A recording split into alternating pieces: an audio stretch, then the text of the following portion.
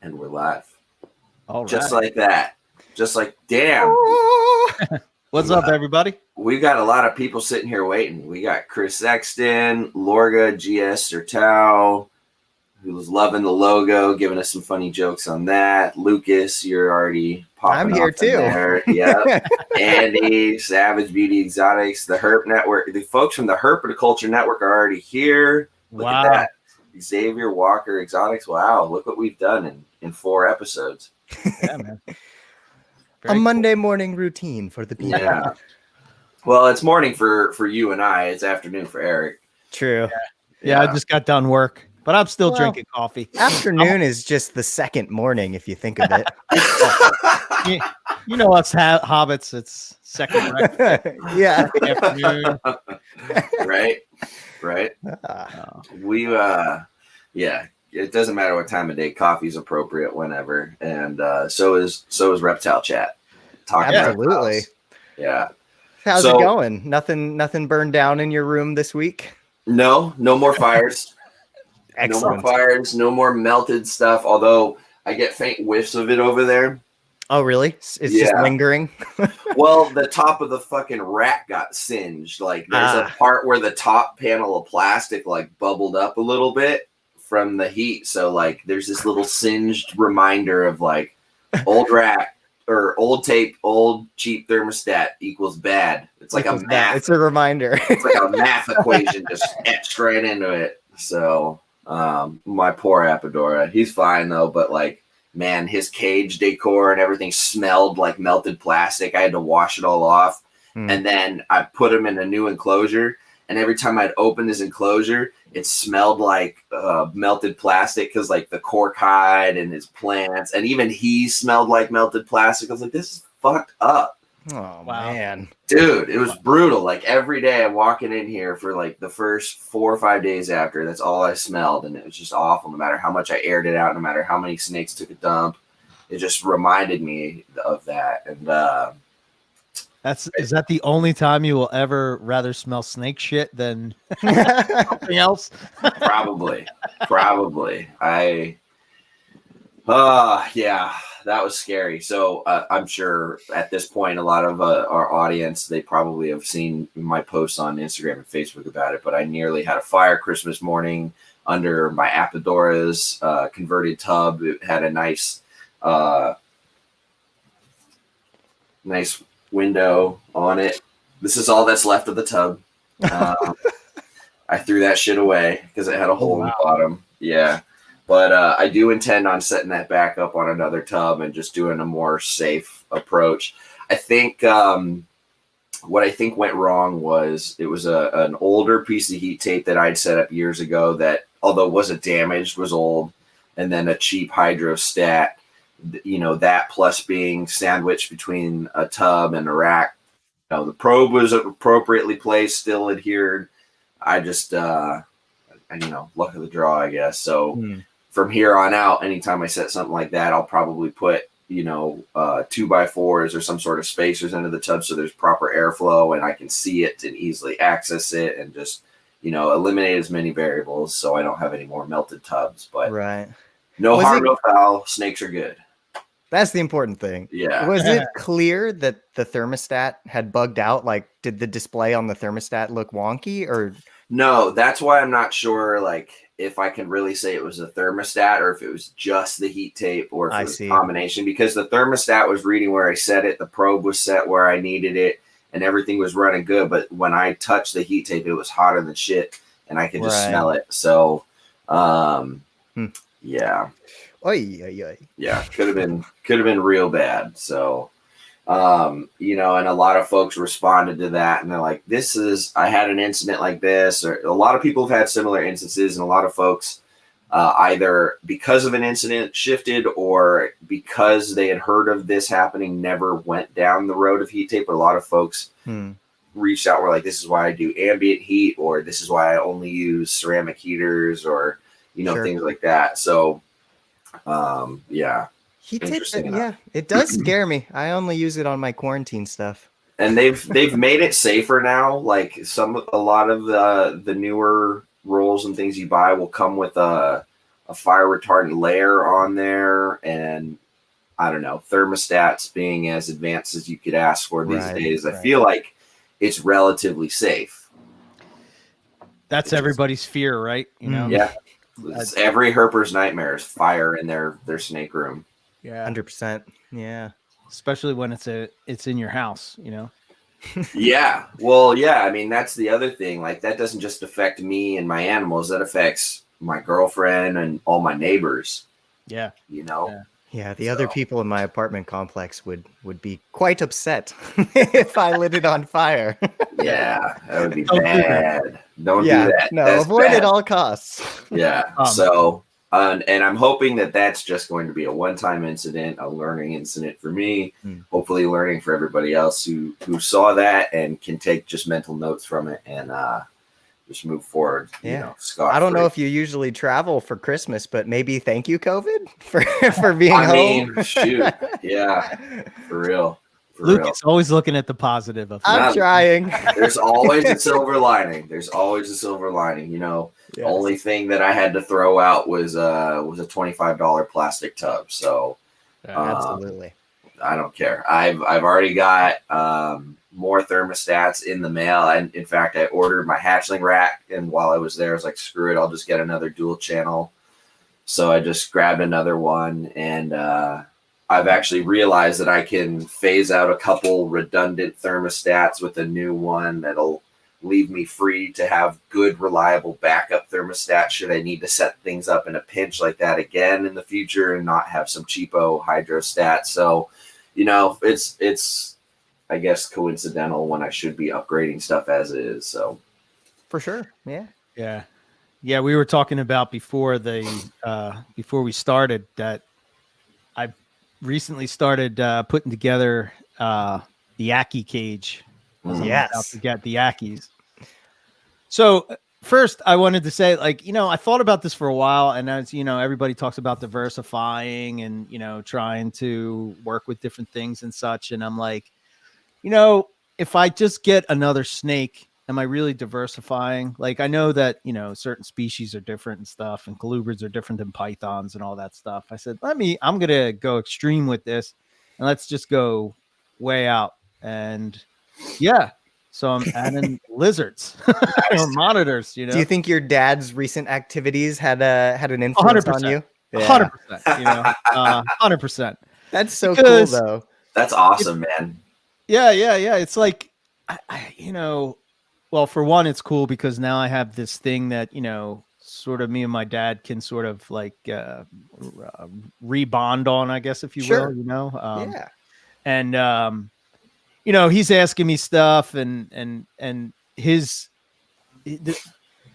approach to stuff is so different than I don't know, than what I see. Like, if he has a problem, it's not like he goes to the internet to try to find a product that's going to fix that problem. He just figures out a way to fix it. And I guess it's like this DIY type of reptile approach, but like still looking. I mean, I think I sent you guys the pictures of the enclosures and stuff, and it's like, holy shit, man. Like, I feel like a slacker, you know. It's like, but you know, he's like, it's crazy, right? I think on Animals at Home podcast with Zach, is his last name Loafman, like a loaf of bread. Yeah, I've said it every wrong way over the last few months. So that last episode is like a long time since I've listened to a podcast, like just like super intently, you know. Like the way I know he's been on multiple podcasts, but whatever the questions that I don't even know. Dylan. What's his Dylan? Okay. Yeah. The questions that Dylan was asking. He's a great host. He's very engaging. Yeah. He nailed it. You know, he did a great job. And, you know, just the different, like, I guess for me, it's always been about behavior. You know, I've always been fascinated by the behavior of animals and the natural history. And when you got into reptiles, but when I got back into it, it was more of breeding, you know, which I guess is behavior too. But my dad is all about the behavior. Like, he just, you know, watches it like a fish tank and all. And I got red Ackies. Yeah. Really, really, yeah. Oh, sorry. was I got wow, you. I didn't even gotcha. answer that. Whoa. I got you. All right. This is how Owen, the teamwork Why of the doesn't Owen do this for me? What the hell? Damn sorry, co-host. sorry, Owen. Sorry. I'll stop doing it. Owen, you're still better. No. But See, anyway, he's here with us in he's our here in mind. spirit. Yeah, I can Yeah. hear him right now. I can hear him yelling at me. Damn you. I will never do that again. Fucking Riley. Don't you work? Don't you know I've been having this gig for 9 years and I haven't had to do anything and now you're gonna make me do stuff. Perfect. So shit. but it's so true. It's like watching setting up the animal in naturalistic spots gives you the what's the word I'm looking for, the possibility of seeing behaviors that you might not have necessarily seen in different circumstances. Absolutely. And setting up the Aki's cage, it's like it like ticks the artistic side of my brain, like, whoa, this is pretty cool. And then when it's all done, and that's pretty wild. I see why people really enjoy that. It unlocks to like another way to interact with your animal besides feeding it to death, because those things that you handcraft, you get to see how your animal reacts to it, interacts with it, right? So it's like it's a way for you to offer something to the animal that will elicit a response that isn't food. Yes. Yeah. So yeah, when I was working at the Sacramento Zoo, it was interesting to see how a couple times a year I could almost predict it. We had this old male ball python on exhibit. He's 40 years old this year. Actually, he'll be 40. He'll be 41 if he makes it to this August. Dude had crazy cataracts and liver issues and all sorts of things, but he's still kicking. But every once in a while, almost like clockwork, it was when he'd have a few consistent weeks of feeding, and he'd be very sedentary for a couple weeks just in this one part of his enclosure. But we'd set it up for full display, right? Because it's in the reptile room, right? So it's a big, 4 foot tall enclosure. And we dress it up because empty negative space just looks bad for the viewer. So there'd be full on branches, like tree segments going in there. And every once in a while, you'd open that door, and if you were looking down right here, you'd miss him because he was up in a branch right at your eye level. And it's just something different that the folks who keep frogs, who keep lizards, who keep even tarantulas, these animals that need that sort of environmental specificity, they see that sort of stuff more than snake keepers, because, snakes are very, or so we've been taught, programmed to just, as long as they've got the basics and they're thriving and they can breed and they're safe and they can feed, they're okay. And that, as much as that is true, it doesn't allow them the rest of the potential behavior repertoire that we see folks like Lori Tarini promoting and talking a lot. And it's just different. And I remember reading a paper a couple years ago, freaking poison dart frogs can remember their little territory in the rainforest and create a mental map so they can always find their way back home as they're out foraging for food. And this is a frog that is smaller than your thumb. Right. It has more capability in that little less than a thumb size organism than most of us do if we got lost in the freaking woods. So I don't know. I think there's a lot more that we have yet to discover and unlock about our understanding of these animals. Yeah. Oh, 100%. And obviously I've been talking about it in our little chats, but I've been on a weird magnetic field kick in my brain, thinking about the ways that a lot of animals are able to utilize that for sense of direction. And like I was saying, I've just been very curious if we even know whether snakes are plugged into that the way that turtles and birds are, especially the ones that travel large distances and have Why wouldn't they a be? territory. Yeah. Right. Why wouldn't they be? Exactly. Yeah. Like, It's one of those classic things where it's I am not, so we don't even really think about it. But clearly so many other things are. Yeah. So yeah. Well, and if you guys have read anything about sea turtles, they follow the moonlight. You know, babies when they hatch out at night and follow the moonlight towards the water.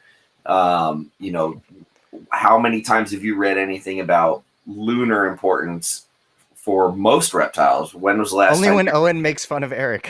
I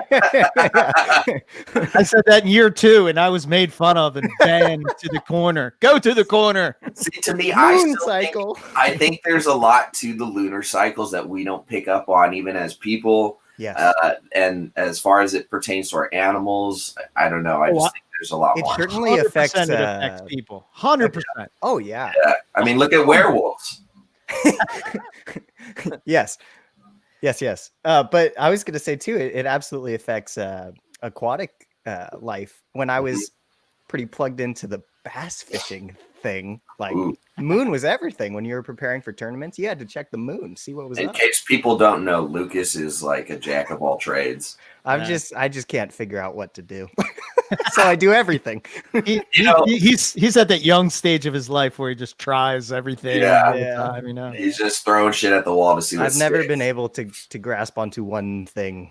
It's That's always okay. got to be all over the place. It's more fun that way. Yeah. If you talk to a lot of field herpers, they will tell you that going out on a full moon is a waste of time too. 100%. Right. I Because I tell you, me and Rob have had this conversation, and like all of our trips are planned around the moon. Every single one of them. Everyone, because you're going to travel halfway around the world. You know, you want to have the best opportunities. It's not that snakes don't come out when the moon is full or something like that. I'm not saying that, but like you want to have the best opportunities for success. You know. Now, so let's unpack that. What's happening when we have a full moon? The Earth is closer to the moon, right? Yeah. The moon is closer. Yeah. I'm not sure. I think Maybe. I don't know. Because what's happening is it's when we see less of it, it's our position relative to the sun with the moon, because it's like a monthly cycle almost, right? Well, the sun's somewhere as well, right? The sun also has to do with this, because the moonlight is just the sun reflecting off the big cheese thing. Right, and that's why the moon is blocked at times, correct? It's like right when the sun slivers of it and it grows. Is blocked by the Earth and not hitting the moon directly to illuminate it, I believe. Okay, so there's when a moon is fully visible and fully eclipsed, we could argue from our layman's lack of lunar astrology and understanding that there's probably some difference in the magnetic relationship going on Earth that we as people don't pick up on that maybe our animals do. Well, the moon cycle certainly affects the tides, right? You know, that's what I was going to say. 100%. But then, what is that? Sure what about? Well, it obviously does something. We're 70% water, right? Yeah. Isn't the moon is pulling me? Yeah. I don't know.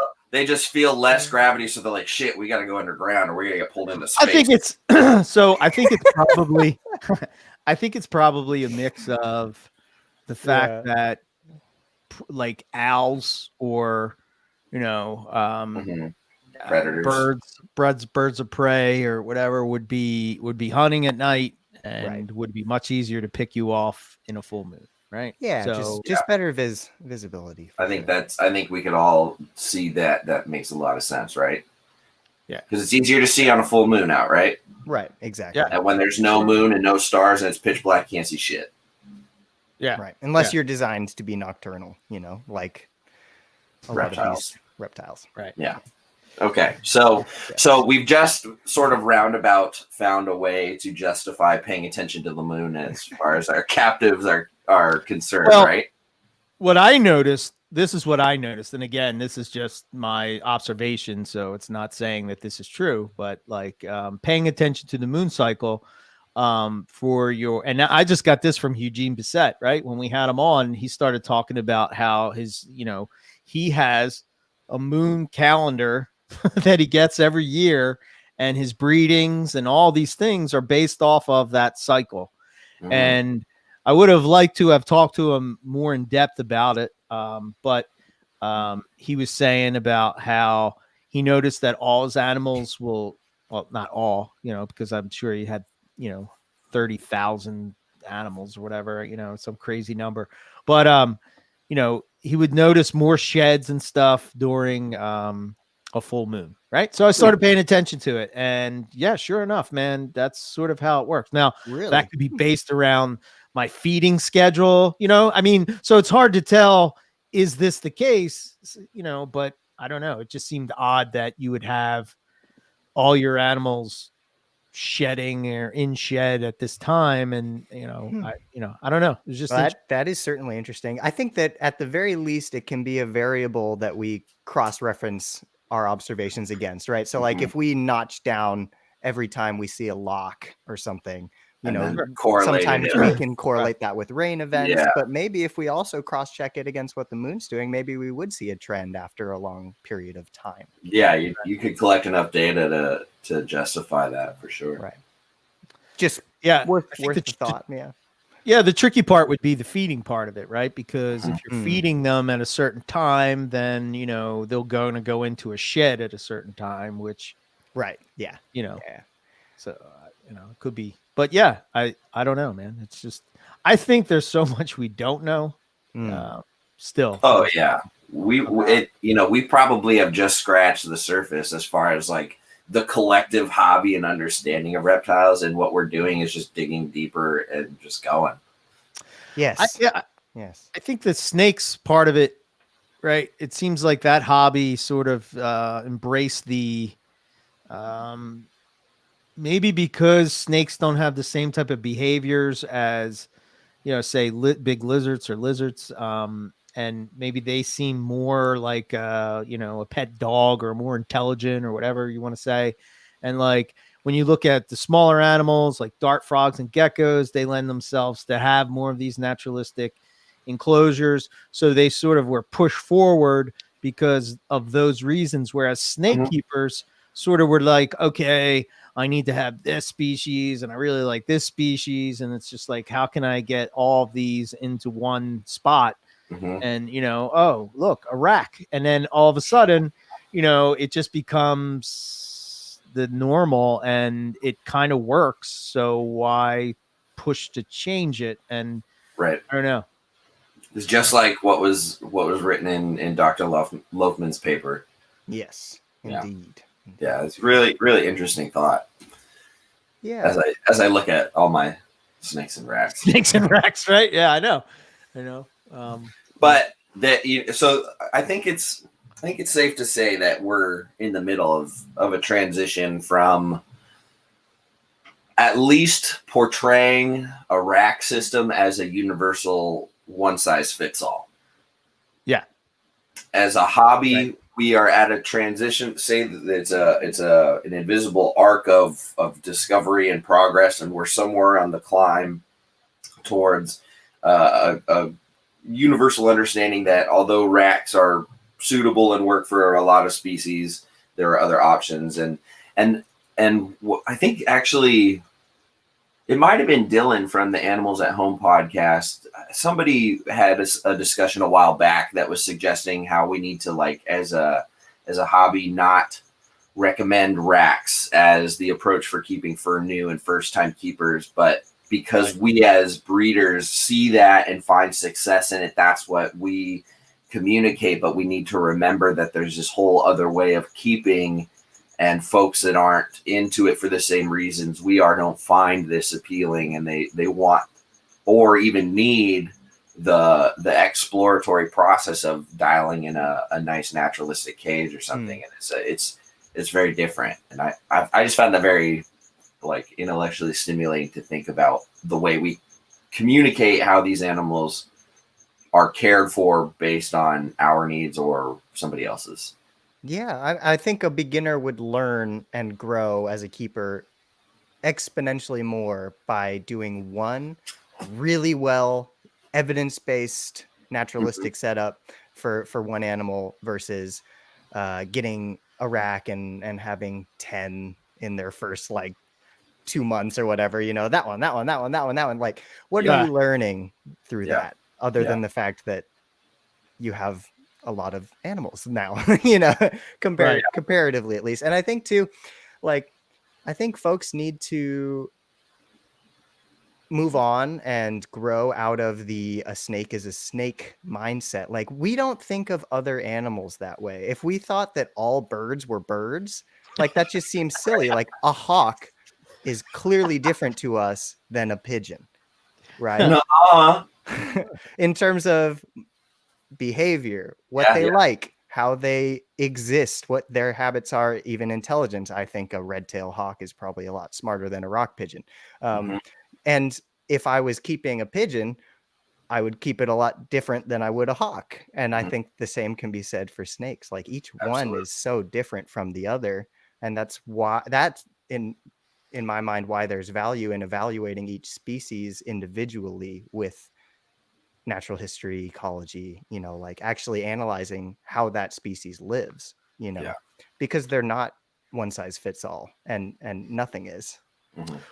Yeah, that's interesting you say that. It's sort of like the debate that, you know, has always been around about diamond pythons. Like, I guess you could, in theory, keep them the same way as you keep regular carpets, right? But is that the right way for the long-term health of the animal? You know, I believe that I don't know. This was another thing that I found interesting about that podcast, was that he was talking about ostriches and finches. Ostriches are about as smart as a finch, I'll tell you that. That's kind of like size and intelligence are not a one-to-one ratio. Australian scrubs are more closely related to Tannenbar scrubs. So the biggest one and the smallest one are just weird. Anyway, they I forgot. I lost track of what I was saying about diamonds. Oh, that I just can't imagine that they need. I can't see how they can't benefit from UV, right? And it was sort of brought up in that discussion on the podcast where they were talking about the false water cobra, and you know, he switched out the lamps with the UV and the hotspot, and it went to the spot where it thought the UV was, which is kind of interesting in itself, and that behavior. And then it moved away from there and went to back to where the UV was. So, you know, does it make them feel more comfortable, which then in turn alleviates stress, which is best for the animal long term? You know, I just thought that conversation was just fantastic. It was really good. Really good. Absolutely. I mean, heck, we might even find that at the very least, access to UVB just helps them maintain a more vital immune system and keeps them better suited to fight off, you know, tips in the scale on the bacterial load or whatever. Sure. Here's going to be a crazy thought. I don't know. And I know this has no, you know, validity as far as like, what I'm about to say, but could it be that, you know, that the snake's immune system would be much better to fight off, say, nidovirus if they had a more that UV provided, better. What's the word I'm looking for? It just strengthened their immune system so that they could fight it off. Well, no, I would argue it we would probably see at least animals better suited to handle with it. I mean, there's I can't help but thinking there's something more to UV that we don't process in the reptile world that like other folks get, because like in aquaculture, UV sterilizers are a thing in aquariums to help curb and fight off and you know, overpower algae growth, right? And algae isn't necessarily like viral or bacterial per se, but I just think about how just UV, having water pass through UV, sterilizes it, and how that's incorporated into aqua systems and why that's important. Yet, like we deny its importance in other realms. I don't know. Yeah, and that's super interesting. But also, just from a completely surface level tier of thought, right? Not requiring any Right. rocket science. That's all we're doing right now. Yeah. Just from that perspective, I think that it's safe to assume that the species of snake who are out during the day, who are primarily baskers, that are diurnal, clearly in that instance, they will be more evolved to take in and utilize UVB in some way than species that maybe are always in a dense canopy, live in the darkness, are not reliant on a daytime basking experience, right? So just from that perspective of looking at natural history and thinking about which species are just out and about in the sunlight, those animals are going to be taking in that light in some way, especially the ones that are like diamond pythons, jet black. Like, what does that color do? It absorbs more heat and radiation and sunlight. Sure. Just that's my thought. Yep. I'm with Whether it is a significant level of vitamin D synthesis or whatever, I don't know. I haven't found that paper that can tell me that for sure, but I do know that there are some snakes that like hanging out in the sun. I think we get, I think it's just that kind of thing where we get used to, I don't know. I'm do other groups of reptile keepers find that statement of if it's not broke, don't fix it? Some. Or yeah. Yeah, I think some do. Okay. Because I was going to say, like, it seems to be the approach with snakes, right? But I don't know if that it seems like monitors seem to, I don't know. I guess you can't really keep a monitor in a rack, so it kind of like. Some people try. Uh-oh. Yeah, dude. Some people do it. Do they? Okay. Yeah. I mean, look. Probably some asshole out there keeping a crocodile in a rack, I've seen it. Yeah. I've seen it. What? Blue tongues. That's another one. Like the blue tongue skink world. Oh yeah, that's a good point. Yeah. Very divided on that. I have personally worked with blue tongues in racks without any observation of it doing them any injustice, especially the little guys. And I've seen plenty of is it because they're closer to snakes because they have the short little arms? Maybe. They behave very similar. I want to be one of them. I don't have the long legs like the monitor, so I don't need UV. Yeah, exactly. So leg length. It's leg length. We figured it out. The shorter the legs, the less UV you need. Oh, okay. There you go. Mystery solved. Asterisk. Maybe not. Nobody hold us accountable. Oh, here you go. Here you go. My approach in 2020. Oh, keep Savannah or Manor. Oh, double B. Now that I remember seeing an old video where they were panning across something, and he had a water monitor in like a 6-foot freedom breeder rack, and I was like, "Holy shit!" He also had a big ass berm in the one below, and I was like, "This can't be good."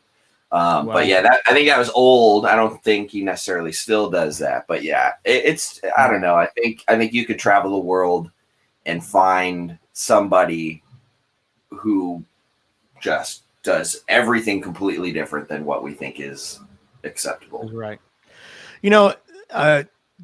Watching my dad get excited about a leopard gecko, like he never knew that they existed before. I guess I'm thinking back, like in the 80s when I was growing up, really wasn't. I'm sure they were around maybe and people were breeding them, but it wasn't like a pet shop staple like it is today.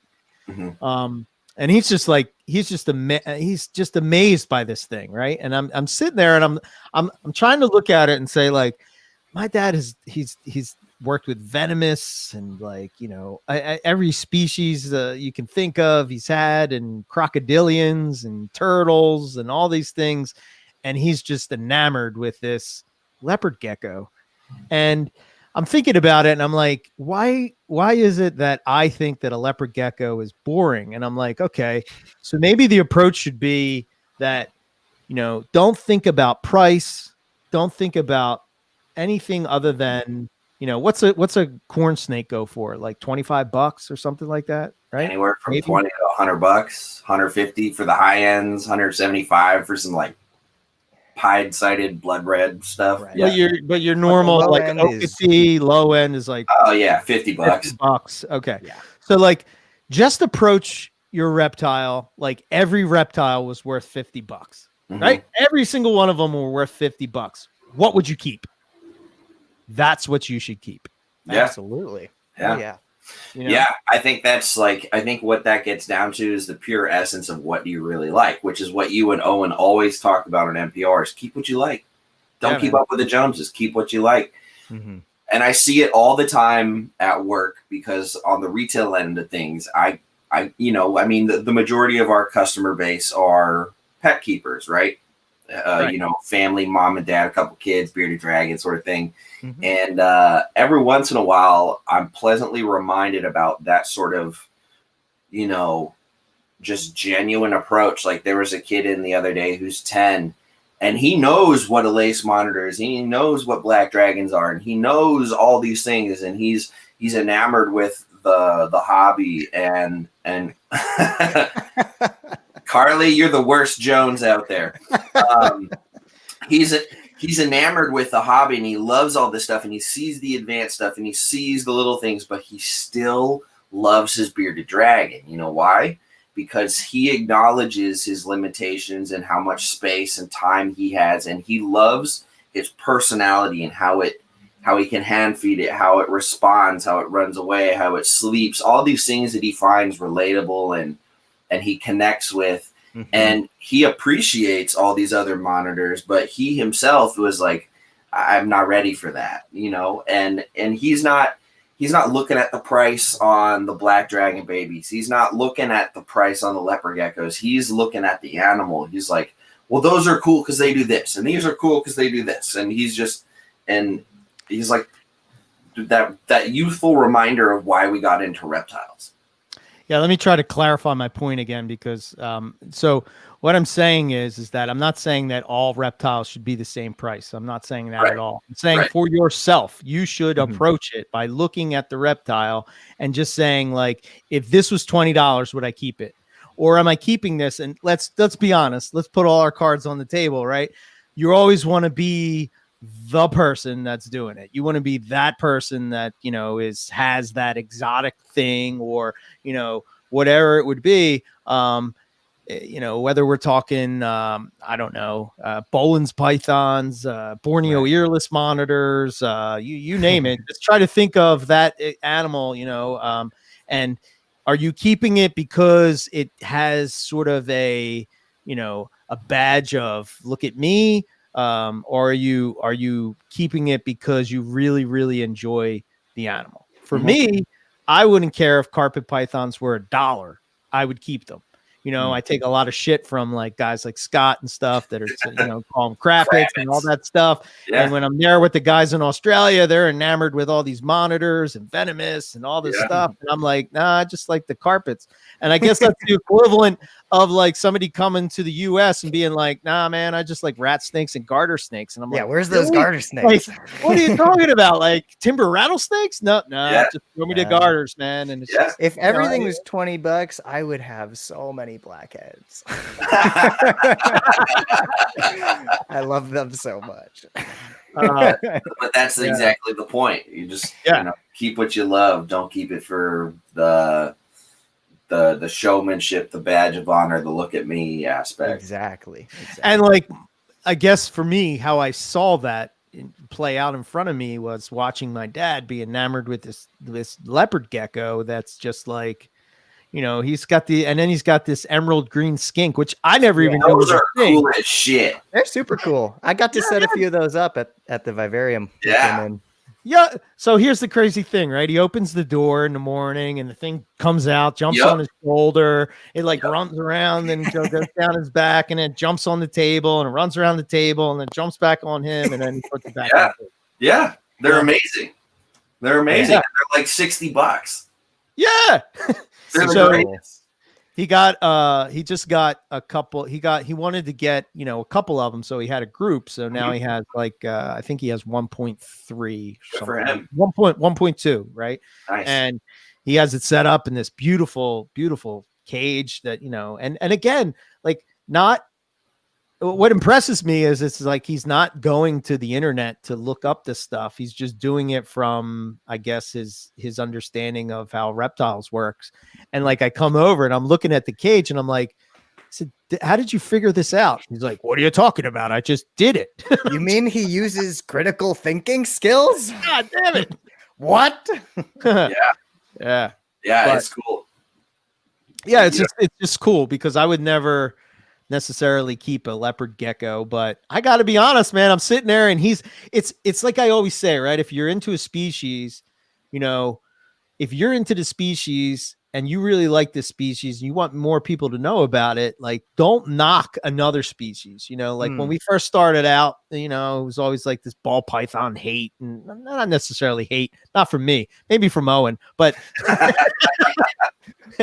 but as we progressed, I would listen back to to us, and it was like, wow, that sounds kind of like negative. So like, let's the approach be, rather than say how our carpets are so much better than ball pythons or whatever, just talk about why carpets are cool, and like people that like get excited by your enthusiasm will just come along and check it out, and maybe there'll be ones that like it. That we don't all have to like the same thing, but I guess there's this like Apple versus Android, snakes versus it's like everything is like just this divide where it's I don't know.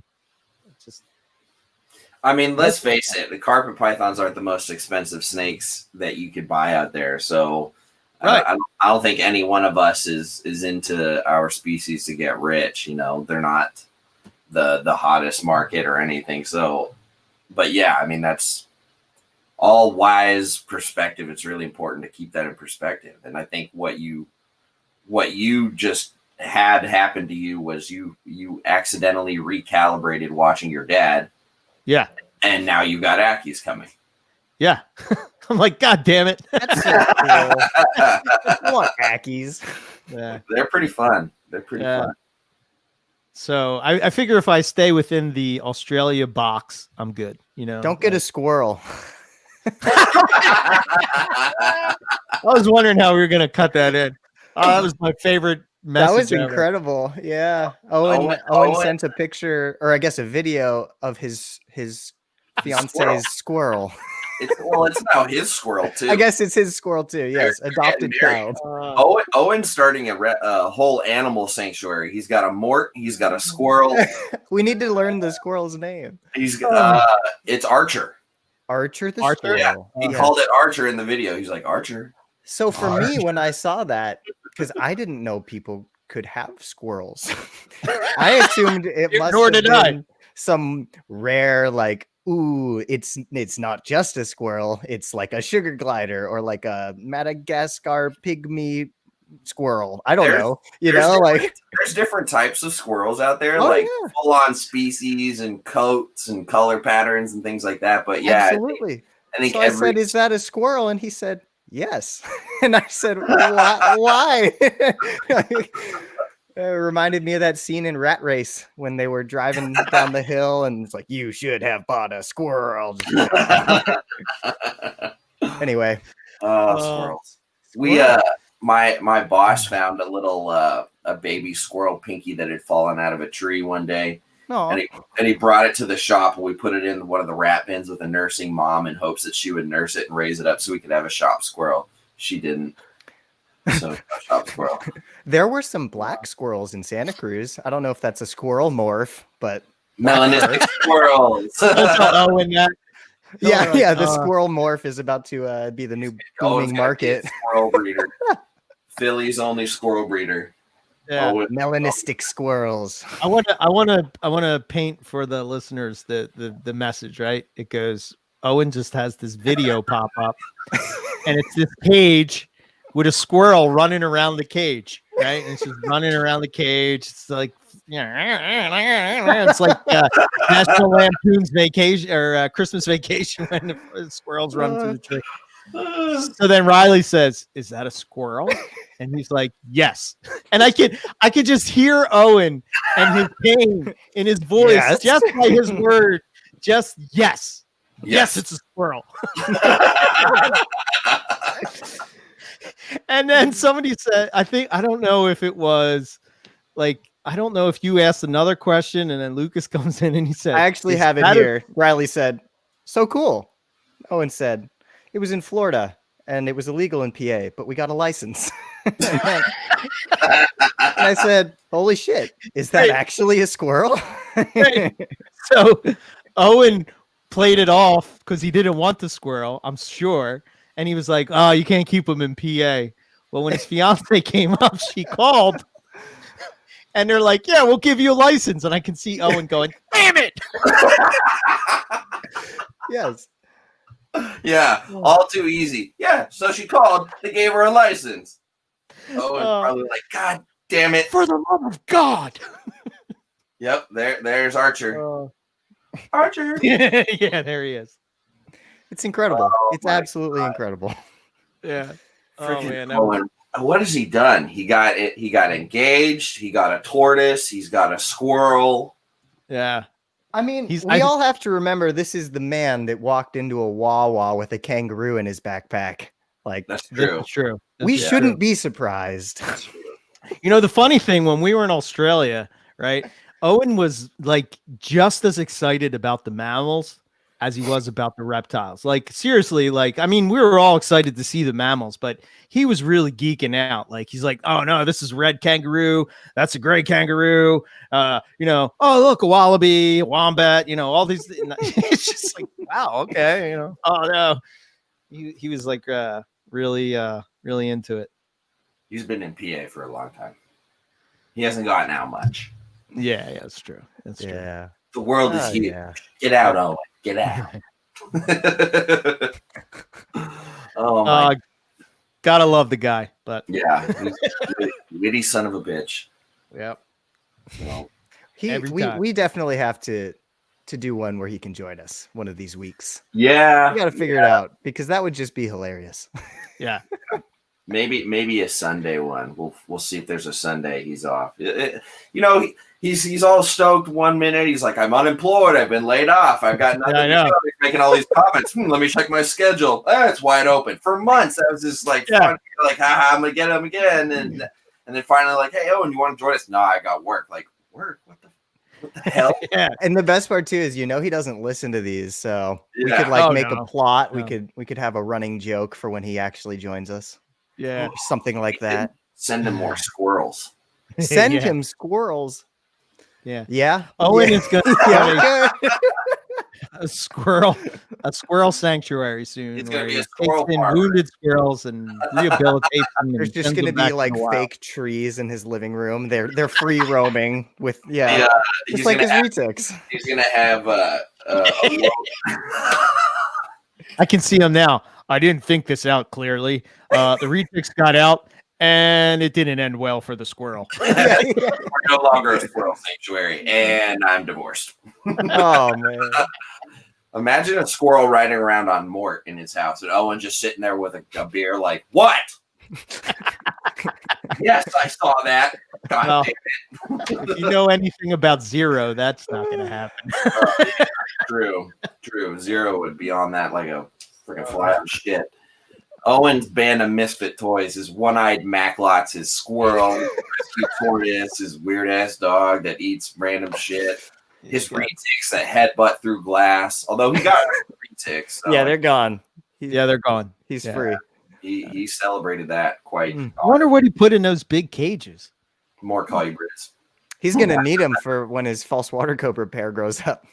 Oh, yeah, that's true. He did mention that at one point. Yeah, they were really cool, man. I got to see them in his quarantine spot. Oh, nice. Nice. They were really neat. I've never seen them in person. Like, they've certainly won me over. Yeah. They're very similar to Dry Marcon as far as their behavior and how visually cute and they are, and diurnal, and a lot of their like almost similar species. Like it's really crazy how alike they are, minus the flat hooding behavior, obviously. So, and the rear fang venom side of things. That thing. Ah. Although I've heard and seen photos of people who've taken like a falsy bite to the arm and like a little chew thing, and it's like swollen and red for the day, and then the next day you just have little bite cuts like a cat chewed on you sort of thing. Sure. Obviously, everybody's body reacts differently, so that's the key. Is just you're getting foreign proteins introduced to your system, and you're going to react the way you react. With the falsies at the shop at the vivarium, there was a lot of different people working with them. A lot of my coworkers have been bit, and everybody had a different experience. So one thing I will say though is I don't think that you can use the just don't let them chew on you thing for falsies. Yeah, because their mouth, it opens so wide, and it's like if they bit you, they bit you. Like they don't need to work to get those rear teeth into you. Their jawline goes back, and I don't correct me if I'm wrong. I don't think they have the elastic properties to separate their top and bottom jaw segments. I don't think they have the interesting. I'm actually not sure. My Cribos definitely don't. I know Drymarchon don't, which is why smaller meals are suggested. But just because they can't do that doesn't mean their mouth isn't just like massive already. Yeah, it goes like way back, and the second they grab onto something, they're already doing. Oh yeah, they're so fast. Yeah, I mean, they don't wrap. They start eating. They just chew. The male I worked with years ago in Santa Barbara, he would shoot out of the door, past the rat, and come backwards to get it ass first because he's an ass man. But he'd always eat things ass first. But as soon as he hit, he's like, it's just like gone. It's gone. Like, inhaled. So my favorite one is I forget where I heard this story, but somebody that had falsies. It might have been Loafman, but I don't remember. They said that every time out of the cage, just bolts out of the cage, and then would chase the feet with socks on them around the room, thinking that the socks were rodents, and you'd just be dancing trying to avoid the snake.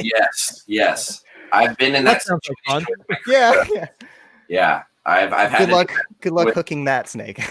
Oh yeah, they are like freaking butter on a hot knife, dude. They are just shoo off hook.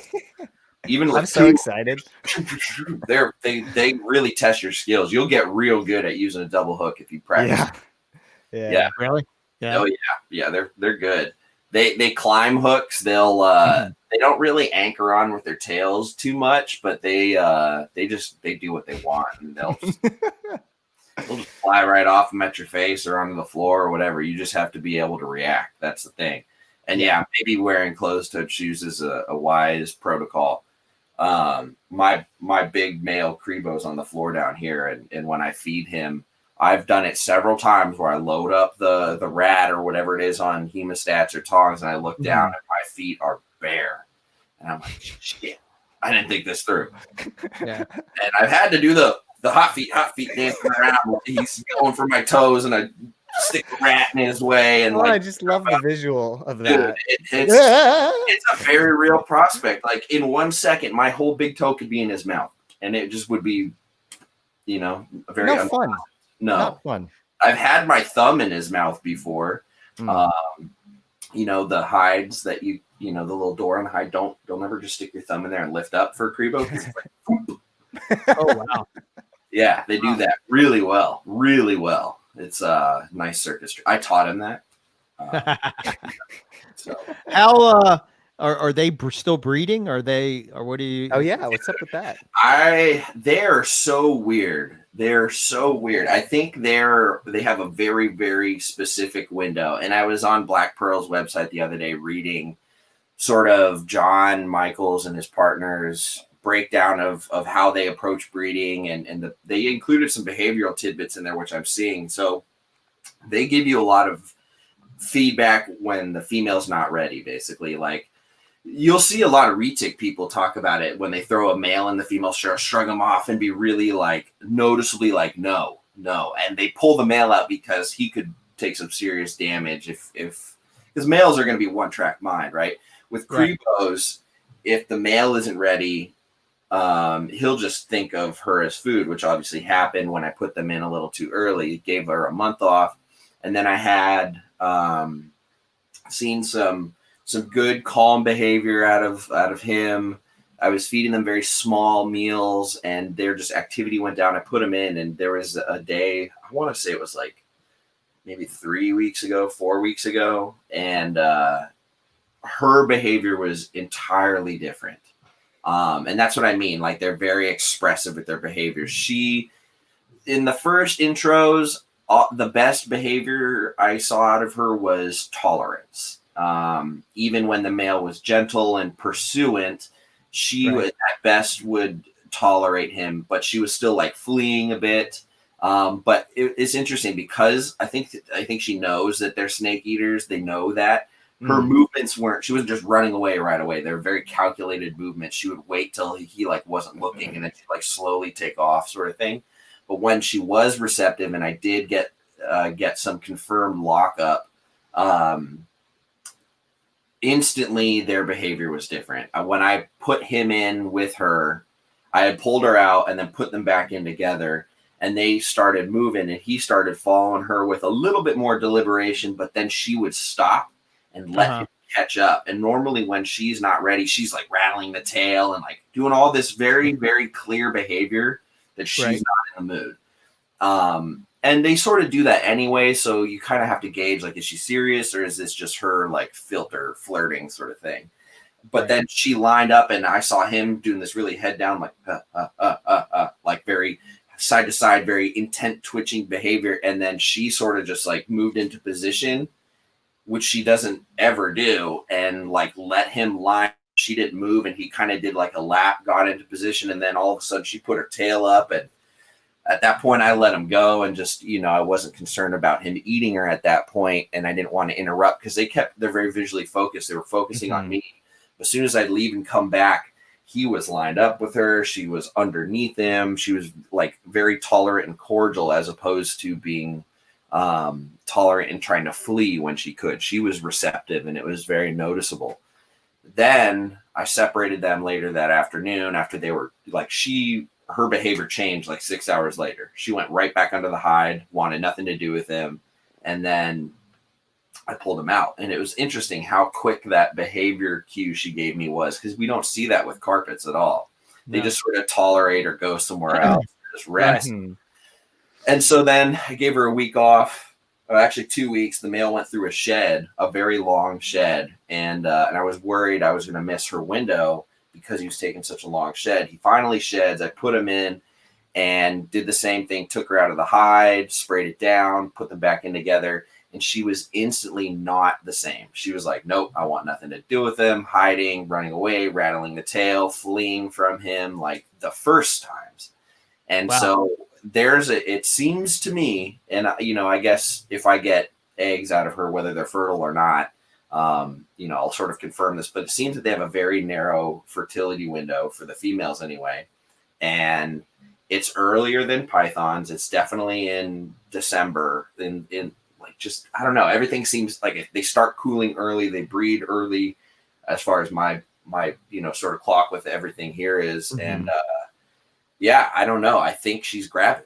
I think they locked up, they got it done. Every time I check on her, I pull her out and feel her and let her go back in, and I'm seeing scale separation. She's looking big. I'm going to offer her some food today, and I'm very curious to see what her response to that is, because typically I feed them year round. I just, decrease the size and frequency in the cooler months. So we'll see. But I don't know, man. It's freaking roller coaster from that. That would be very cool. Yeah, so, go from nearly having her eaten to reproducing. So are they considered in an easy animal, somewhat difficult, or difficult to breed? Where do they fall? I would say they're probably in an intermediate. I wouldn't call them difficult, because if you know when they sort of cool down, if you know ahead of time that their breeding season comes a little bit earlier, and you get them up to size, and you're able to watch them, I think anybody could pull it off. Right. I think the biggest challenges with them as a species is not overfeeding them, not overheating them because they're not very tolerant of excessive heat. And then I think the other challenge comes in the incubation of their eggs, because they need to be incubated in the high 70s. So I don't think it's necessarily, I don't think they're necessarily sensitive or anything, but the temperature is very unique. They like it cooler. They like humidity. They need water. A good variety in their diet lends to healthier scale condition and probably fertility as well. So I wouldn't say they're difficult. I just think we're Just not different. Yeah, I think it's just very different. It doesn't fit in any of the prescribed timelines or approaches or anything for other species. Like if you work with, any boas or pythons, incorporating dry markon into your system of care is going to take some very special consideration, just because they don't like it that hot and they do need some humidity and they do go sooner. So if you do get eggs, you got to make sure that doesn't impact the rest of your species, because, you can't just throw Crebo eggs in a low 80s incubator without issues. It needs to be in the 70s. So interesting. Yeah. And then I think the other reason why we don't see so many people working with them is because they weren't a flashy, well-known species over the last 10 years, while the popular stuff kind of occupied the lion's share of everybody's focus. And now that we're seeing people diverging into other species, people are starting to take notice, but the supply has never been there to fill the demand. So it still seems like an elusive thing to get Crebos, and sometimes that lends to concern about difficulty in breeding. And I think my incident where my male almost killed and ate the female is probably rarer than one might think. Sure. I don't think it happens that often. I think even John over at Black Pearl was a little surprised. So, yeah. So what's the thought as far as I'm just thinking as you were talking that there's a lot of demand but little or not enough supply, and like as the reptile hobby diversifies as far as like what people are keeping and whatnot, I think it's kind of a good thing. And as far as like somebody that's producing, say, water pythons, and they only produce, there's only say like 3 clutches produced in the US, let's say a year. I'm not saying that that's accurate, but like they sure are hard to find. Yeah. Is you would think that you wouldn't be able to, at some point that you wouldn't be able to sell something like that. But like now that people are diversifying, and species like that may take interest to somebody. Now, maybe it's not going to be, at the top 10 species that people are after, but you're going to sell enough to where that animal doesn't go extinct in captivity from the US and still, be able to keep the interest, if you will. You know what I mean? Does that make sense? Like, I think that's a good thing that the market is diversifying in as far as what they're looking at, whether, whatever that species that you were looking for, hopefully more and more people will keep. And that's why I always say, like, keep what you love, because again, you'll be able to sort of sell that. Now, you might not be able to make a living at it, but you may pay for your hobby and then maybe pay for a trip, or, you know what I mean? Like eventually over time, you might be able to, that might be a positive for the reptile market. I don't know. What do you guys think? It's really interesting to see how there's like this ebb and flow, this bell curve of interest in the popular and abundant, and then swinging back to the more obscure, because I think things like colubrids are gaining more traction again these days. Corn snakes are being reappreciated. I think we're seeing a lot of that happening. And what's interesting is seeing in real time how the prices on these things change, and then how that affects the customer base, further supply, further demand, and so on and so forth. And I think it's kind of interesting to be in a position to contribute to the longevity of that species. I think the handful of people who will produce black-tailed crebos over the next 5 years have a little bit of responsibility in their decision making as for the longevity of that species based on how many they produce, what price, who they sell them to, things like that. And I think, you know, collectively people could put their heads together, do something with the long term of a species in mind like that, and really focus on keeping them around. But it's, you know, you don't want to overproduce, you don't want to flood the market, you don't want to oversaturate, even just from, you know, the well-being of the animals. If you produce too many and they're all sitting around, they're not going to good homes, inevitably their care is going to go by the wayside. So I think it's kind of nice having those fringe species that maybe never gain popularity, but I think they should get a little bit more attention, at least for the sake of keeping them around in the hobby. And I think I've said it before, I think that's where, you know, even if you're not like me and you work with one species and one species only, I think even if you do specialize and do great things with that species, we all sort of have a responsibility to the hobby to maybe work with at least one obscure species in such a way to keep it around and keep people like, don't forget about this one over here. And, you know, maybe collectively we all keep all these species around by having our little side interests here and there. Yeah, I think it's interesting too to acknowledge the impact that some of the big viewership YouTube channels have on that as well, in terms of exposing their millions of viewers to more fringe species that maybe that particular person would have never heard of before. You know, with Crebo, I know, you know, a few years ago, I saw yellowtail Crebo for the first time in a bar check video, and I was like, what the heck is that? That's giant and looks like a cobra. And then I looked it up, you know, early on in my immersion in all this. So I think that probably also has a bit of a hand in this movement towards a more diverse collection and people trying to get into the lesser kept species, 100%. Just because, yeah, the exposure is there for people to learn about them. I mean, the day Clint's Reptiles dropped his video about those green skinks that your dad got, Eric. Yeah. The day he dropped that video, we had gotten 6 of them in like a couple of days prior in a shipment for the shop. The day he dropped that video, I sold all of them. Wow. Holy shit. Those people that came in had never heard of them before, and they all referenced his video. For better or for worse, those folks have a lot of power on the collective consciousness of the hobby. Yeah, I think podcasts do too. You know, I think the reptile podcasts do as well. And I think you know, one of the reasons why we wanted to diversify some of the podcasts, and like, you know, why do we have Carpet Cliff Notes, or, you know, being on Carpets and Coffee and all this kind of stuff, like, because maybe that's the outlet to sort of like talk about carpet pythons like we love.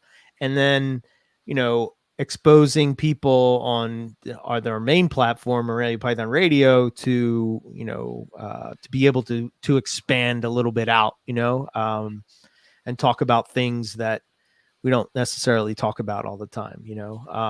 I think my thing was, though, so what I've seen in the hobby over, say, the past 20 years that I've been back into it, is that what'll happen is that a species sort of like, you know, almost disappears. And then all of a sudden somebody starts selling them probably because of an influence, like, you know, a YouTuber or a podcast or whatever. And then all of a sudden it becomes like everybody's looking for it and they're not there, which drives the price up. And then you have all these people that sort of come along and, at least in the past, have sort of like, okay, I want to jump onto that because maybe I can make some extra money doing that. And, you know, things like ring pythons, or, you know, the BMKs, or, you know, whatever species you pick. But what I'm starting to see is more people, you know, sort of just doing what they like. And, you know, again, you might not sell a ton of them, but at least there's somebody there doing it, you know?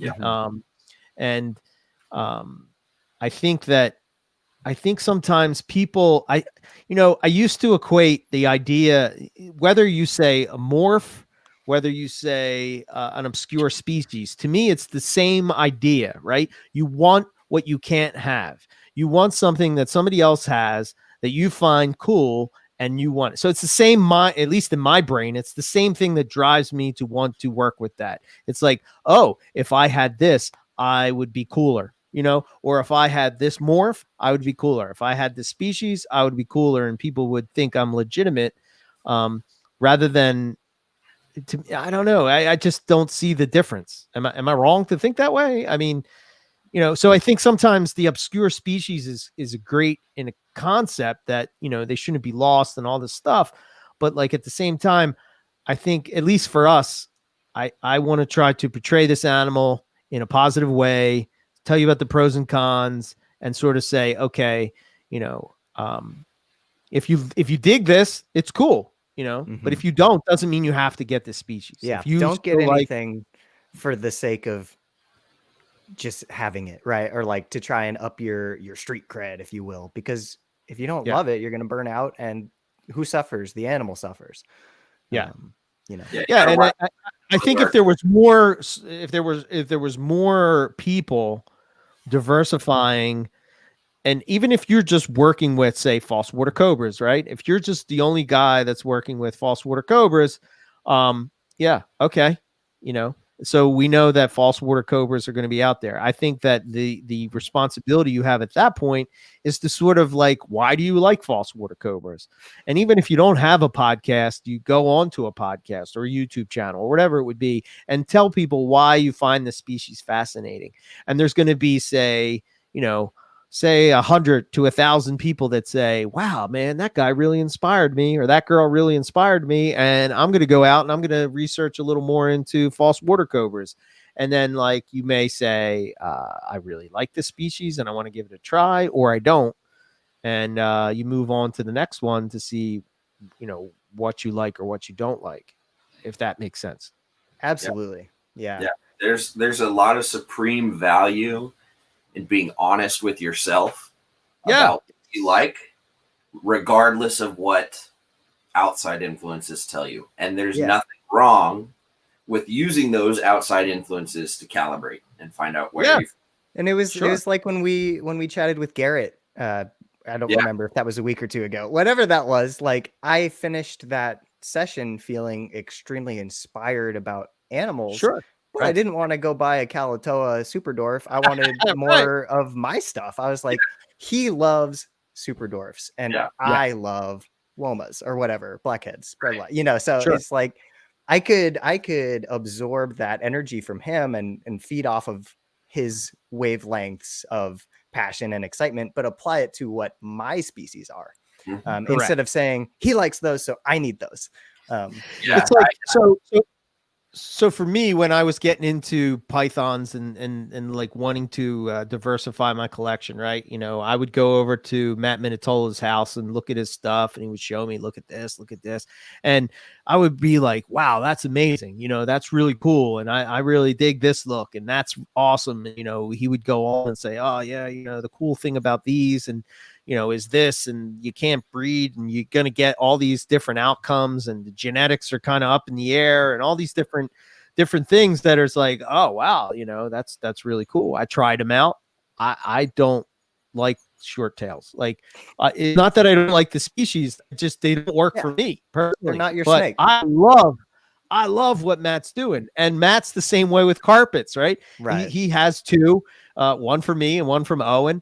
And he still has them, and like, it's all great and good. And he listens to us ramble on about carpet pythons and whatnot. And we listen to him ramble on about short tails, and we can appreciate where each other is coming from.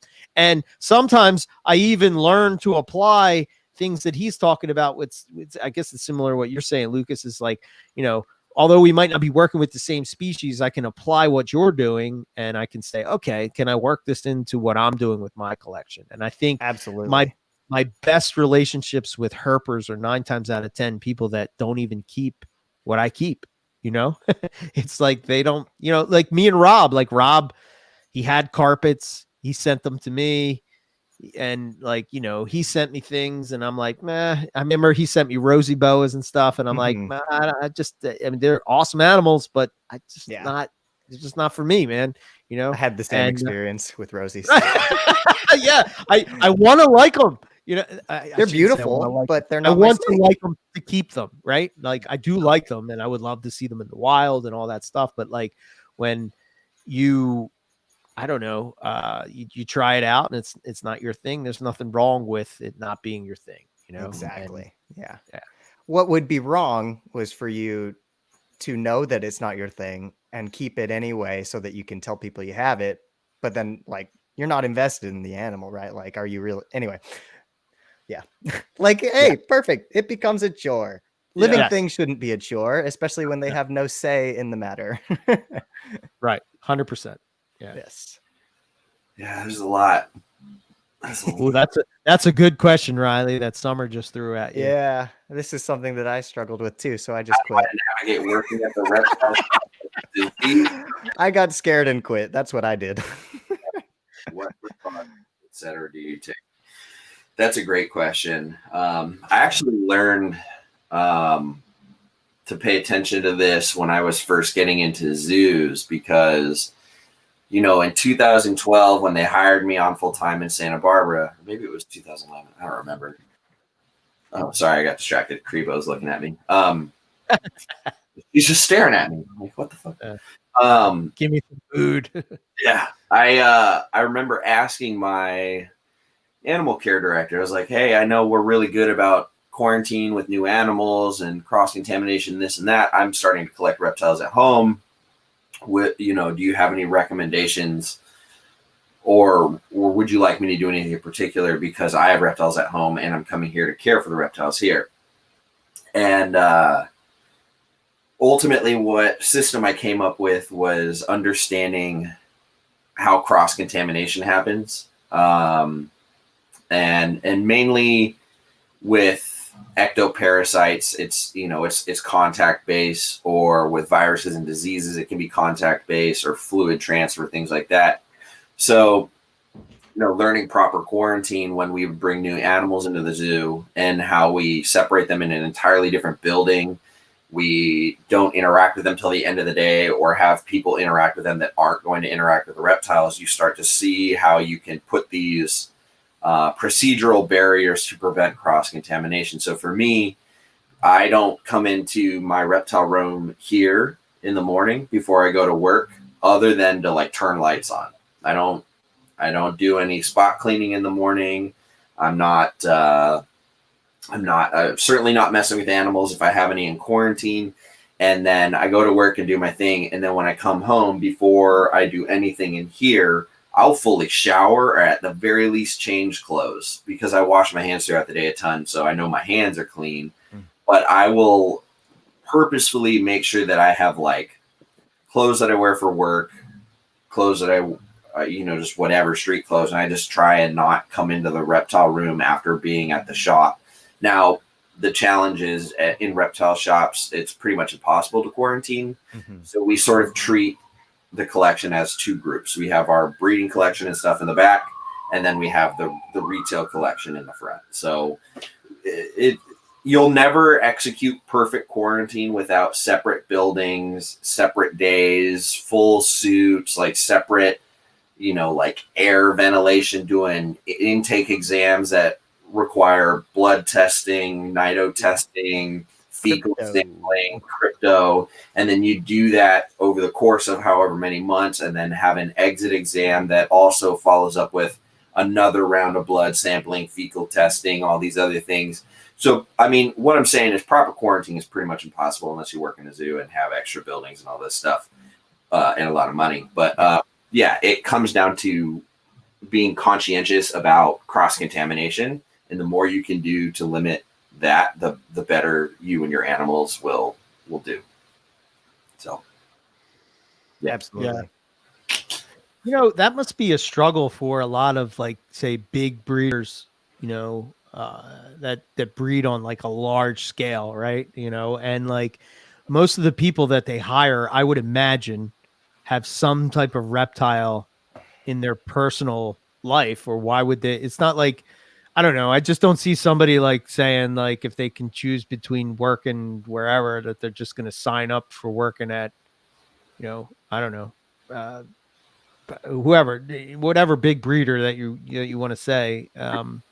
So like that must be, I guess if you're, because if you're at home and you're taking shortcuts or so care with your animals, or not quarantining, or mites or whatever, whatever the case would be, and then you're coming and working on somebody else's collection as your job.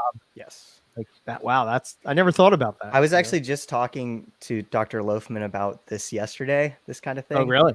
Okay. He's been vocal on podcasts about his experience with crypto in the university collection.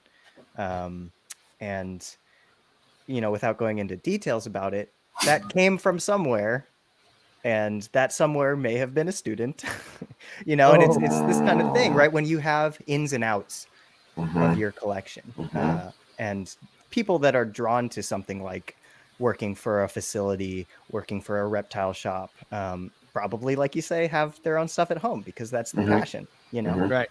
So like Riley's saying, just somehow compartmentalizing your 2 or however many collections, rooms, buildings, and not cross-contaminating to the extent it's possible is really all you can do. I mean, luckily, things like mites and whatnot, if you wash your hands and get your clothes off, they're not hiding in your, skin or something. Like you're good. But the things that scare me more are like the crypto spores and microscopic stuff. That some of that stuff you can't get rid of without like deep ammonia treatment or 160-degree power washing bleach, 3 times. Bleach doesn't do crypto. Yeah, Bleach, crypto is damn near impossible to get rid of because it can hide in everything. Yeah, and I think overall, cross-contamination procedures and protocol and quarantine and stuff is probably the most overlooked and underutilized bit of safety, just in general, everywhere, whether it's a private collection, a shop, a breeding facility, whatever. I think it's one of those things that we all hear the word and we try to like pretend it's not going to happen to us, sort of thing. Absolutely. Yeah. So it was easy for me for the first while because almost all of my animals were from Nick, right? So it's like, hey, if any of them have something, which they haven't, thank God, then they probably all do because they're all from the same place. Yeah. But now I'm very careful because the stakes are higher and I'm getting animals from other sources, and you just gotta do the best. Soon as you start opening more doors, you start putting yourself and your animals at greater risk. Not to sound like morbid or terrifying, but that's the reality of the matter. That's the reality of working with animals. I think in reptiles we're much more fearful of it because everything's in contained ecosystems and we don't want it to spread because we keep a lot of them. But if you look at, say, dog and cat owners, they get dogs, they got a couple of dogs, goes to the park, gets, runs around with a few other dogs, gets fleas, and they're just like, oh shit, I gotta get flea treatment, do whatever. Right. And that's most dogs are vaccinated for the nasty stuff. And yeah, exactly. So it's although very different, handled differently for similar situations. And I think it's a more scary prospect in reptiles because it seems so foreign and unusual, and maybe just recently has been like a topic of discussion more so than in the past. So it's important to just recognize that you wanting to quarantine, it's not a reflection on the person you're getting it from. I'll quarantine from somebody I trust the most. Like when I get my blackhead mail back from you guys, I'm going to quarantine him. It's not because I don't trust you. It's just the smart thing to do. Yeah. and it used to be such a taboo thing to do, to admit or acknowledge one's, failures or issues in the past, or having had mites and dealt with it or whatever, or like, just to even say the word Nido used to be like, I'm trying to make a sale, don't say that, like one of those things. And I think the more we're open about that stuff, the more we can help other people just be honest about like how to deal with it. Because if we all know how to deal with it and we're all pretty upfront about it, we can essentially theoretically eliminate its existence. That's probably never possible just because there's human error and a lot of variables at play. But like, yeah, we could really do more good just by being upfront with how we dealt with it. Like, sure. And accidents happen. That's the other thing. Like, stuff that's out of people's control. I got mites one time from a friend who gave me a big box of Sterilite tubs from his storage room that he was moving out of, and he was too busy, and he had a small bout of mites on a boa, and I put the box in a closet, and a week later the rack next to that closet had mites. And so you just deal with it. You just go through and you treat everything, and you deal with it, and you do your due diligence. You treat several times. You make sure you're good before you let anything go. And it is what it is. The old adage is very true. You haven't been in the reptile hobby long enough if you've never had mites. It's just one of those things. It's all about how you, Lucas, you scot-free bastard. You too, Eric? Let's do an over-under bet on how many years I can make it. I'm sorry. He's saying that he never had mites? He's never had No, sir. Oh, I'm going to Knock go on computer. Yeah, no, man. You guys think I can make it 5 years? I did. Yeah, 10? man. It's... Ooh, I don't 10's know. pushing it. 10's pushing I guess it depends on how big you want your collection. Yeah. Yeah, absolutely. Who you're getting him from. Well, and the other thing too for you, Lucas, you've kind of you've got a good trajectory from your start into this hobby. You've got the right people around you. You haven't made many of the same pitfalls that a lot of novice people do when they first discover a reptile show and then Craigslist and then go freaking dive off a cliff and working make a at the ton of vivarium mistakes. too. Like I did have to learn about these things quickly. Yeah. So I think just to jump in here real quick, the very first Carpet Fest, I got mites. Oh shit. Oh right. And I believe that was from letting people tour, right? Yeah. Yeah. So the more and more it makes me nervous about. I'm 12. He's a baby. I am recently 24. Oh, 24. Somebody send him a beer. What a good year in my life. It can only be better than 23. Yes. Sitting at home the whole time. Yeah. Fucking 2020. Yes. But anyway, yeah, I mean, it makes me nervous, man. People going to, that's why it now I do. It's okay. I feel old too. How the hell do you think I feel?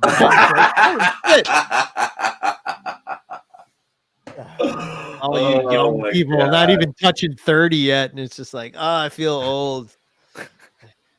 Yes, okay, I'm not in that group. Talk to me when you're in your 40s. Then let's see what happens. Yeah. All right. I got to get there first. Yeah, exactly. Well, I think it's one of those things though where the fear keeps you safe. Maybe the day we stop being afraid of it is the day something slips in. So it's a healthy evil, perhaps. Yeah. Yeah. Anytime I go to reptile shows or shops that I've never been to or don't know anything about, when I come home, what I'll do is because I'll leave a can of Prevenamite by my shoes at the door because it's over by quarantine. It's all over by quarantine. Yeah. I'll fucking shower in that shit. I had a coworker that would spray himself down with Prevenamite, and I was like, I'm scared for you.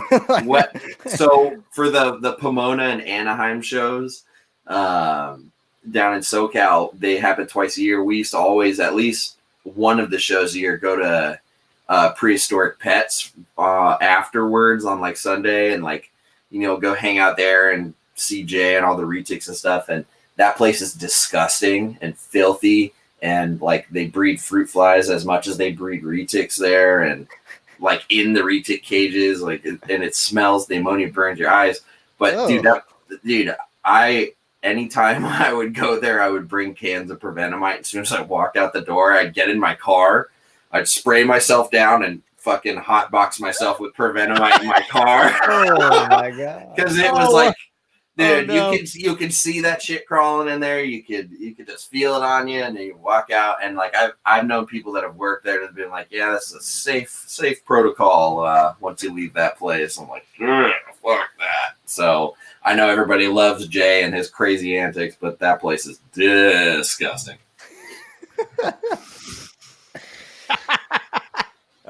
Sorry, contrary to popular opinion or what you might see on the little screens that give you this much insight from your phone into Jay at Prehistoric Pets, go visit that place. You'll see. It's fucking gross. There you go. Man. Yeah. Well, Anyway. Just don't drink the Prevenamite. We should yeah. hate that. Did you guys see that there was some girl, like, somebody told me about this. There was some girl who has some YouTube channel or something who was talking about how Prevenamite doesn't work or it's safe or I don't even know. And she was like spraying it in her snake's face and like spraying it in her mouth. And dude, there's some dumb, wacky people there. So toxic. Well, when those people start getting cancer, we'll know why. Dude, look at freaking Tony. Oh man, yeah, Tony, I remember that. We had the first Carpet Fest at Prehistoric Pets because they had that whole party room back there, and Todd came out and met us later on and brought some snakes and stuff. Dude was walking around with a hot shot shirt on, like a pest strip shirt. It was, yeah. Oh, those are pest strips. Okay, yeah, it was going right over my head. Strip. Yeah, yeah. That's funny. Yeah, freaking like a necklace out of it. Yeah, because they come in like those big dangly things, like a big plastic. You're supposed to, hang them in an area if you want bugs out of there, sort of thing. And they got a little clip. And just put it on a necklace, walk around. But yeah, anyway, that was a little inside joke. I'm so glad Tony was here to make me relive that. That's the downside to having too big of a collection. It's impossible to maintain quality control, and quarantine is important. I got a question. Yeah, I got a question for Tony. I'm sorry, Justin Julander messaged me while I was sorry. Oh, nice. Anyway, did the snake that his daughter had in the picture the other day, was that a green Exantic line IJ? Yeah, Tony, let's hear it. Tony. I saw it right away, and I was like, those are the only Xanthics he's working with. As far as I know, I don't think he has any of the coastal Xanthic stuff. I think he just has the green line stuff. Well, that stuff is sort of like the some it's say it's crossed. Some right. Yeah, it's one of those questionable things, similar to like Citrus Tiger, where people say it's crossed, but the information's sort of been lost. Dude, how cool were those Citrus Tigers that Chris Foley posted up, man? Oh, dude. He posted those and he was like, these are the only ones I have, and they're not for me, but I'll keep these around. I was like, you son of a bitch, don't have to. Nice. I knew it. As soon as I saw that snake, I was like, I didn't have time to ask him in the thing, and I didn't know if he wanted to put it out there or not, but that's awesome, Tony. I was like, oh, that looks like one of those green IJs. I wonder if it is. Yeah, I've seen that girl in person. It's been a few years since I stayed at Tony's house, but right after a shed, she really does have like a green wash to her. It's cool. It's bizarre. Have you guys noticed that green tint in certain, mostly Lazic Brettles? Yep. Like on the cream, like the lighter banding, kind of a greenish tint. Yep. Yeah. I see that in some of my animals, and I'm like, is that just my eyes being terrible, or is that a thing? Because it's very cool, whatever that is. Yeah. You know what else has that is the gelatins. They have that green wash. Mm-hmm. Yeah, I've seen it because my two pairs of, or my pair of normal bred line are Lasik line, and when they're like at their pristine fired up color in the summer, like you said, right by those ventral flanks where the white creamy bands start to come up. Yeah, so it does have a green look to it for sure. So interesting. Oh, they're so cool, man. I forgot I have a freaking stonewash in my collection. Woo. That's nuts, man. That is my favorite of the Brettles morphs. I don't know. Beautiful, but the stonewash gives you that really cool lighter pigment, but still has the contrast. Well, and mine's a little guy too, or a little girl. So like the areas where the stone wash appearance hasn't spread out yet. So I get to watch it grow in. Yeah. So to me, she's like this really, really cherry looking bredli that has like these little specks, and I want to see, and I know what they're going to do, but I guess it's because I coveted the bredli morphs and variations so much, and because I know how big they can get, and just that they've always remained novel to me, and I was always kind of just like one day kind of put all that bredli stuff up on a pedestal, and here I am. I'm like, dude, that's just fascinating. That's a really cool snake. There you go. There it is. You know, everybody always talks about the pattern, but look at the yellow on the sides of the bell. You know what I mean? Yellow on the belly. The entire snake has a different thing going on. It's not just that neck portion. Yeah. Also, they get a splotching on the belly of white and yellow. Yeah, that's the other thing. They have a lot of color on the ventral scales that other bredli don't. You'll see a lot of pink bleeding in and other blotching, like you're saying. And that's the indicator that you might have heard Nick talk about with het stonewash stuff when it's paired with hypo. Mm-hmm. In the presence of hypo, a het stonewash will have the blotching on the belly give itself away. Mm-hmm. Yeah, I have heard him talk about that. Yeah, he came when he was at my house. He was the first hypo I got from him, because I guess he by accident, I don't know. I think Casey was the first one to do this, hatched out hypo stonewashed, and they were from. Remember that? And it was like they didn't know the stonewash was in that hypo line. Right. Yeah, and they're just like, "What happened?" And it was like, "Oh, wait a minute!" And everybody is like going crazy trying to figure out what happened. Yeah. And something out like that is the only reason there can be full hypo stonewash, but there can't be full hypo stripe. Right. Yeah, stripe comes from different chunk of blood. Right. Yeah. So it's he was just like, I can't believe this. What the hell is going on? There you go, man. Yeah. And it turns out. So when he was at my house for Carpa Fest, he was talking to me, and he's like, let me see your hypo. And he looks at it and he's like, okay, yep, you got it. I was like, oh shit. Yeah. Woo. It's cool too. If you use a black light in the dark, it really, even before you can kind of see it with the naked eye, because it's definitely harder to see when she was younger, but with the black, it was obvious. Mm-hmm. Really? Yeah. Damn it. Now I need hypos and stripes. Yes, sir. I might be able to help you. We'll see. Yeah. Me too. Dude. Yeah. Excellent. I'll send you my address. You know where I'm at. Yeah. I got to take some pictures of these, but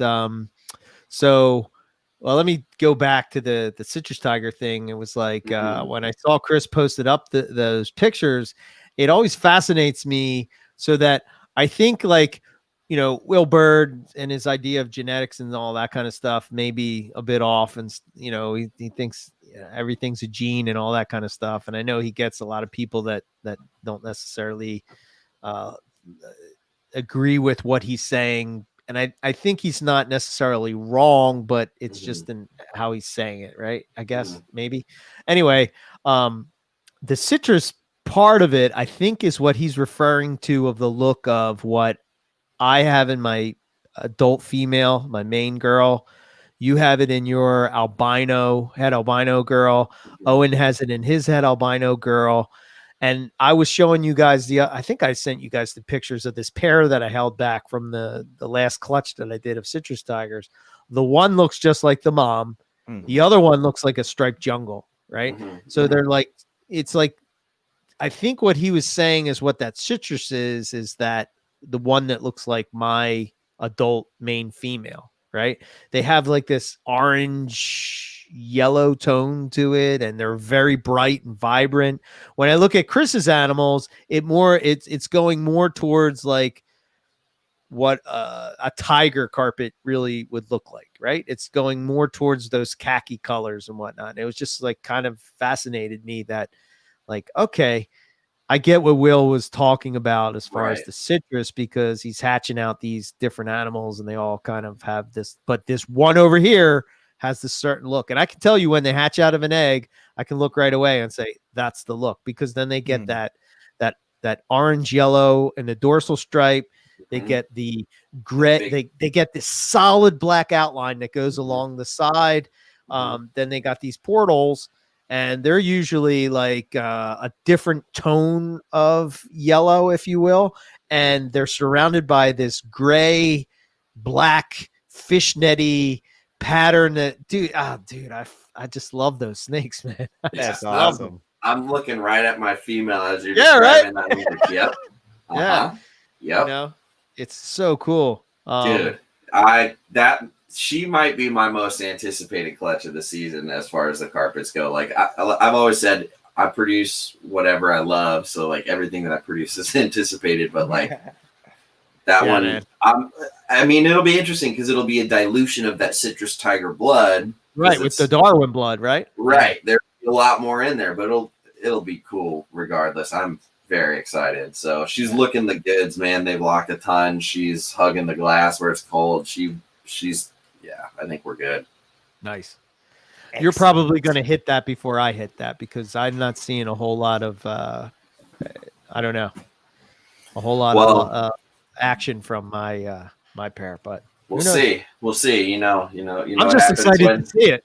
Yeah, I'm excited too, man. Like if I'm so fortunate enough to get eggs and those eggs survive and babies hatch and all those other variables that we still got to get through, I want to see albino citrus tigers. I want to see caramel albino citrus tigers. Yeah. I just want to see whatever comes out. Yeah. And I'll send you whatever. Eric, are you doing go ahead. Oh no. Oh, citrus tiger to albino? Oh, I was going to ask if you're doing the Tullies. Tullies this year? Yeah. No. So the Tullies, I have a male coming from so I have this sort of worked out with Christian Parr, right? Mm-hmm. He sort of has he was getting a male from Nick, and he came to my place. He picked up a pair of did he get a pair? I don't know. He got a female or man. I don't know. He got a gelatin, right? And I was showing him the Tully that I got from Rob, mm-hmm. and he was like, "Dude, I'm getting a male," and I was like, "Oh, wow, okay." Maybe we'll have to work something out. And he's like, I'm just going to send the male to your spot and you breed them and then we can, figure it out from there. And I was like, he's like, I'd rather see the line, keep going rather than, necessarily breed it to some other random mm-hmm. jungle or whatever, Mm-hmm. And I kind of felt the same way. It's like, wow, you have this locality of jungle that's really not out there too much. And I know Nick has had some struggles with that line and trying to, get it established again. And, it seems like every year he just gets kicked in the nards with like it's either bad eggs or they don't want to eat or, it's just something happens, They're so pretty though. Oh, dude. The moon cycle didn't allow. Yeah, it's the moon cycle. Yeah, it's the moon that year. It's all bad. Yeah, Tullies. Astrophysics. Let's go.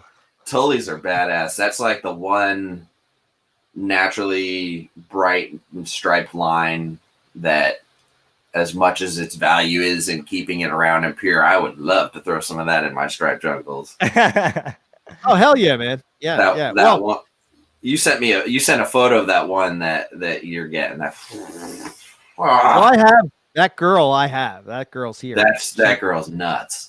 Yeah, she's the new cover of Carpet and Cliff Notes, if you will. She's so cool. But beautiful animal, man. Yeah. Don't worry. We'll get them. We'll get them to you guys. Yeah. You get this jungle care package, and Lucas will be throwing out his blackheads and his Centralians. No. Not the blackheads. Speaking of blackheads, Riley, are you getting this rain that I'm getting where you are? Mm-hmm. Are they together? Mm-hmm. He's so interested in the females. He's like spurring and wrapping their faces at times. Well, he's gone his whole life without this opportunity. He doesn't care which end it is. He's putting it in. Yeah. Okay. All right. Well, hopefully he does find the proper end. But we saw the confirmed lock with that first one. Have we seen anything with that second one? Plenty in cuddling, plenty in courting. I mean, on my weekends they're together, and I don't see everything, of course, but he's interested in both of them, and they're both looking receptive. That actually that other big female with the cleaner pattern. Yeah, the pretty one. To me, she's looking like she's doing like this, just ballooning and tightening, and she's always in this big, tight, perfect circle. She's the one that has not. Yes. Before, right? Yeah, she's the one who's unproven. The other girl, who's the leaner one, is proven. Right. He's just as interested in both of them, though. So I think about it every hour. I check on them first thing. I check on them every day when I come into work first thing in the morning, going through, hitting the lights, making sure, pools and pumps are running, hitting, turtle lights and all that. And then I go and open her door. I'm like, all right, send Lucas update photo. yeah, man. So, they're doing really well. He's doing awesome. He's a stud. I can't wait to get some blackheads again, man. They're How cool. did you let them go? Well, the one I had, it died. It didn't make it, So That's sorry. I see. Yes. He's like, oh, I put my foot in my mouth. No worries, man. It's cool. It's cool. We have video now. I can do that for a fee. Yeah, right. Just kidding. Not that kind of program. OnlyFans page, man. Oh shit. Wrong stream. Yeah, wrong stream.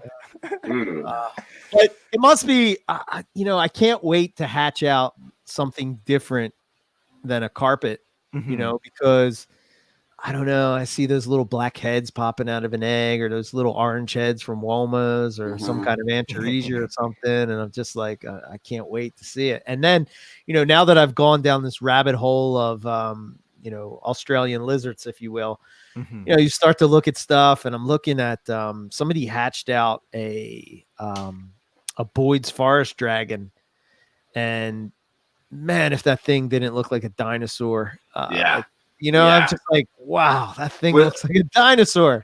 That was on Beach of Scaly Beast, right? Is that where I saw it? Yeah. I watched something too. It's the same thing. He showed off his adults, he showed his juveniles, and he showed a video clip of the egg hatching, and I had the same thought. Looked like a freaking dinosaur. They're colorful too. They're so cool. Yeah. They hang up on vertical trees. They hug right on, and they like pivot around the tree to hide from your line of sight. Yeah. They're gnarly. They're so freaking cool. So crazy thing. We were walking through this national park. I can't remember the exact name, and Rob's gonna punch me in the stomach when I forget the name of the place we were at. That is not very nice. Yeah, well, Rob, he gets violent sometimes. He's a lawyer. He can hang. This is how we figure. He keeps me in line. You know what I mean? I told you it wasn't that. Boom. How many times are you going to get this wrong? Hold on. He actually, because I'm about to put it up on NPR, MurrayPythonRadio.com. It's like the itinerary. So I'm going to tell you exactly. Oh, wait. No, that's Texas. Oh, here we go. Cairns. We went to Lake Barine. That's it. Lake Barine. Okay. So I have been back on the charts. Anyway, we went to Lake Barine. We're walking around. We were actually looking for scrubs and carpets, and we actually found a Boyd's forest dragon. But oddly enough, it was not in the tree. It was in like this little, like, I guess like a little rock cave thing on the side of the, think of it like you're walking through like a park, and there's like a trail, and then there's like, trees and all kind of, hills and rocks and stuff you could climb as you're walking through that. But that's where we found that, which was weird. And, I don't know. It was really cool to see one, and I don't know what awesome. It was doing, but it was not in the tree, so I guess it goes back to that didn't whole get like the memo. Yeah, right. It's like ball pythons can't be in trees. Boyd's forest dragons can't be on the ground. Right. Oh, All pythons have to be in a dirt mound. And, what's in a name, right? Yeah. But we love to be able to make those kinds of rules so that it's simple for our little monkey brains. Yeah, exactly. I saw a really funny video that was a good, I guess, symbolic thing for that, where it was like one of those toddler toys with the different shapes. But all of them fit in the square hole. So he'd hold up the circle and he'd be like, oh, that goes in the square hole. And then like the rectangle, he'd just put it sideways. Oh, that also goes in the square hole. It was hilarious, but also profound, because that's so true. It's like, not everything is that neat and tidy for us. We just like it that way because it's easier to understand. Yeah, it's Yeah. all just how we organize it in our heads, compartmentalize it all. It Yeah. all can fit in the square hole. Yeah. We Exactly. also found some type of monitor on that trip in that spot as well on that day. I can't remember what species it was. Like a little dwarf species of some sort.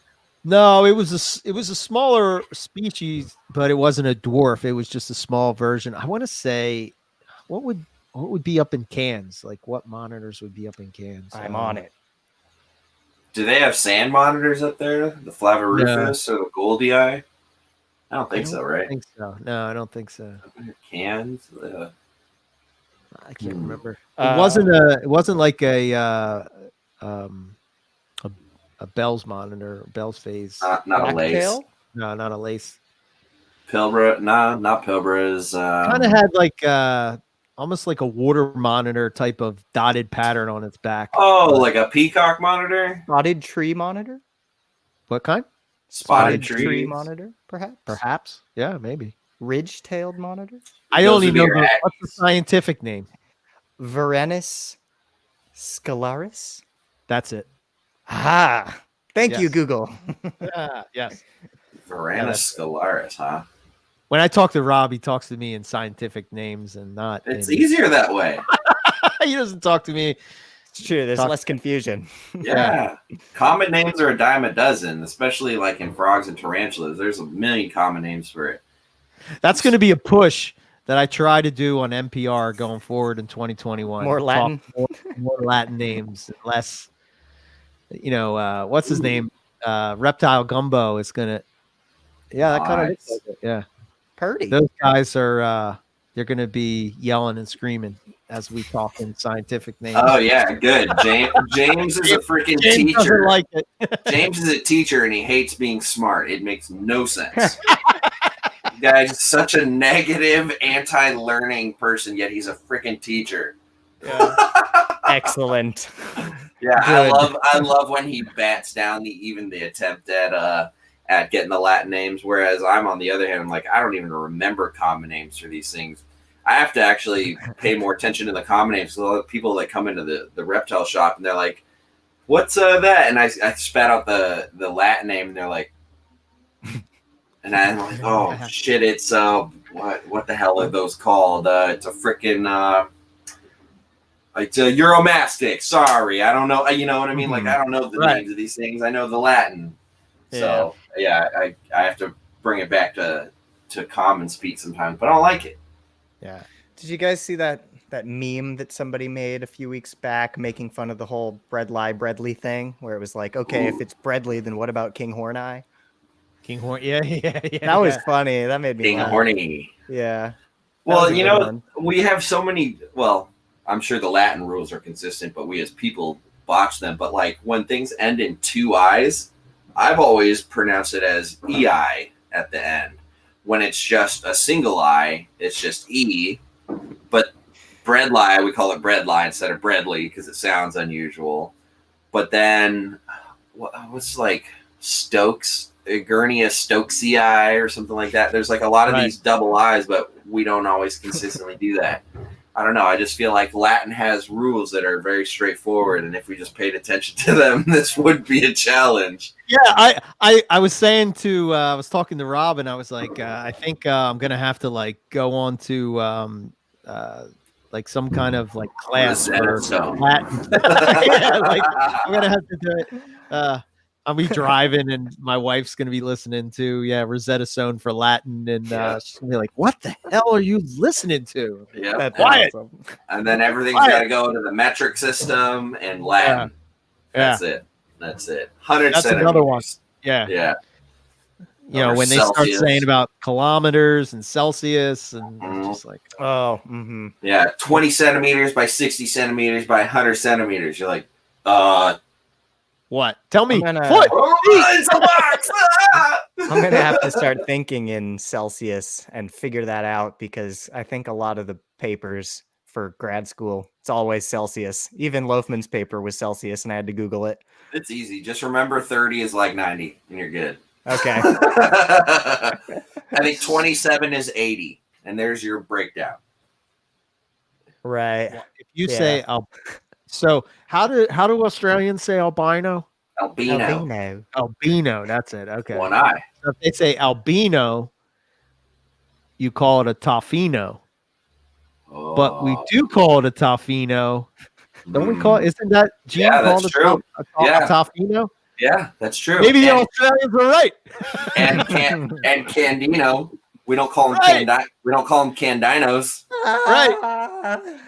But we call dinosaurs and not dinosaurs. Dino chicken nuggets. I'm gonna have some Dino nuggets. Yes, Dino nugs. My hunger is showing. Hello, mate. I'd like some Dino nuggets with my flat white. Oh no. Flat white. I guess. Yeah, I need to experience that one day. Well, we are carpets and coffee, so we have to appreciate the Australian side of coffee, if you will. Flat whites and West Papuans. No, that's not. Flat whites and Papuan. Oh God! Every time somebody says Papuan, I hear Nipper. I'm like, oh shit! I'm really mad. Yeah. It's really easy to make him happy, but it's really easy to make him mad as well. Yeah. He's like such a woo. It's like such a trigger, man. You're like it's like a balancing a tightrope. Yeah. You can't Keeps say it niche. interesting. You gotta say niche, otherwise you're endangering the population of hookers out there. Yeah. I heard Garrett. I don't know. Maybe when he was talking to you guys. Yep. Yeah. Okay. He And said I was listening to it, and he said niche, and I was like, "Damn you! What are you doing?" Yeah. I couldn't unhear it. As soon as he said it, I was like, "Oh, there goes another." Do I correct him, or is Nipper gonna let this one slide? I just let it go. I was like, maybe we won't use that word the rest of the show at all. And you know me, I'm like very bad at pronouncing things correctly. I got so many things against me. I had the Philly thing. I got, I'm an American. I'm a Philly guy. Oh my goodness. Water. Do you like the Phillies? Do you watch baseball? Hell no. I'm not a sports guy at all, man. All right. I don't bleed green or red or none of that stuff. I'm not throwing snowballs at Santa Claus or you don't whatever. Fly, Eagles fly. There we go. Hi, Justin. Hey, yeah, Justin's here. Just yawn it. So John, this is the thing that I was going to say during the holiday show is you can say Wawa, and that's exactly how water starts. So it's just Wawa and then turd. Wawa turd. Yeah. Water. When I tried to say it, I tried to really make a because my wife, she actually says water, right? She says it the way it's supposed to be. But when I say it, it just sounds stupid. Can you try? Could we hear it? Water. Yeah, it sounds so forced. Doesn't it? Yeah. It sounds like you're trying to speak another language. Yes, it's like, and so I was at I forget where we were, but I was out with my wife and we're sitting there and I was like, okay, I'm gonna make an effort to say it correctly. And when I say it, they look at me like they look at me if I say water, and they look at me if I say water, and they're like, they just look at me like, what's wrong with you? Like, you're not an adult? Are you an adult? Are you an adult person? It's like, is this guy tripping on shrooms right now? He really lost it in that word. Water. Yeah. It's the essential need of life, and you can't even pronounce it correctly. H2O, please. Justin, maybe that's what I'll start to do. Justin Julander shows up as we're correcting Eric's vocabulary. You missed all the good reptile talk prior. Yeah, we did talk about things that were good, including astrophysics. Oh, yeah. Shoot, we could have used your help there, Doc. That's right. Yeah. Every doctor knows the distance to the moon. It's prerequisite. You're a doctor, right? You can sew up my leg and tell me smart things. Smart things. Yep. That's correct. Yeah. You are correct. Yes, sir. Oh dear, beautiful. So we're at 2 hours now. Wow, yeah, it seems to be our thing. It seems to be our thing. Yes. I mean, other than when we had Garrett on, who had a timeline. Oh, did he? He had a timeline? Yeah, because it's the afternoon for y'all, and Oh, he had stuff he's, to do. he's a busy He's guy. a busy guy, man. He's got like 7 kids or something ridiculous. Yeah. Yeah, He Good. impresses They can me raise with each his, other. He's free. yeah, exactly. his whole. I know he does marketing and stuff as Mhm. like did it for a living and all, but like Dude, smart. Well, yeah, so man. part of my idea of having him on to come talk was not only because he markets things so well, but like what we were talking about earlier, when you're contagious about what you're really into and passionate about, and people catch on, and you create a market. I wanted him to come on and just really translate that and do a little bit of compare and contrast to retics and carpets. Not to say like all you retic people are wrong. You just really wanted carpets all this time, which like I'm sort of trying to float that message under everywhere. That carpets are just the snakes everybody doesn't know they need and want. But Correct. I've actually done NorCal Herp Society presentations entitled "Carpet Pythons: The Snakes You Didn't Know You Wanted," and Doing the Lord's work. exactly, just doing the good Lord's work. But like his approach to it all is so contagious. But it's not just he's so excited you can't ignore it. It's very calculated, and it's professional, and it's thinking 5 steps ahead, and it's maintaining the ethics in there, and it's being completely open and transparent about where the hobby is falling short and how he's contributing to that by encouraging arboreal rack construction or changing the way we look at a simple tub setup, or marketing in general, how you communicate the rarity, your enthusiasm, and why people should have that enthusiasm. And part of me is, not to just focus on the money, but like, what's really fascinating is how he's not only managed to breed 5 rare, like super dwarf and whatever localities and subspecies, or however they break it all down, and preserve those bloodlines and the existence of those animals, but then also doing it in such a way that translates his valuation into other people's valuation, so that they feel the same way that he does in order to pay the money that he feels is justified for these animals. Like, I'm not saying he's pulling the blinder over people's eyes and charging $5,000 for a rare snake. He's communicating why that animal is $5,000 in an effective way. You can't go anywhere else and get it.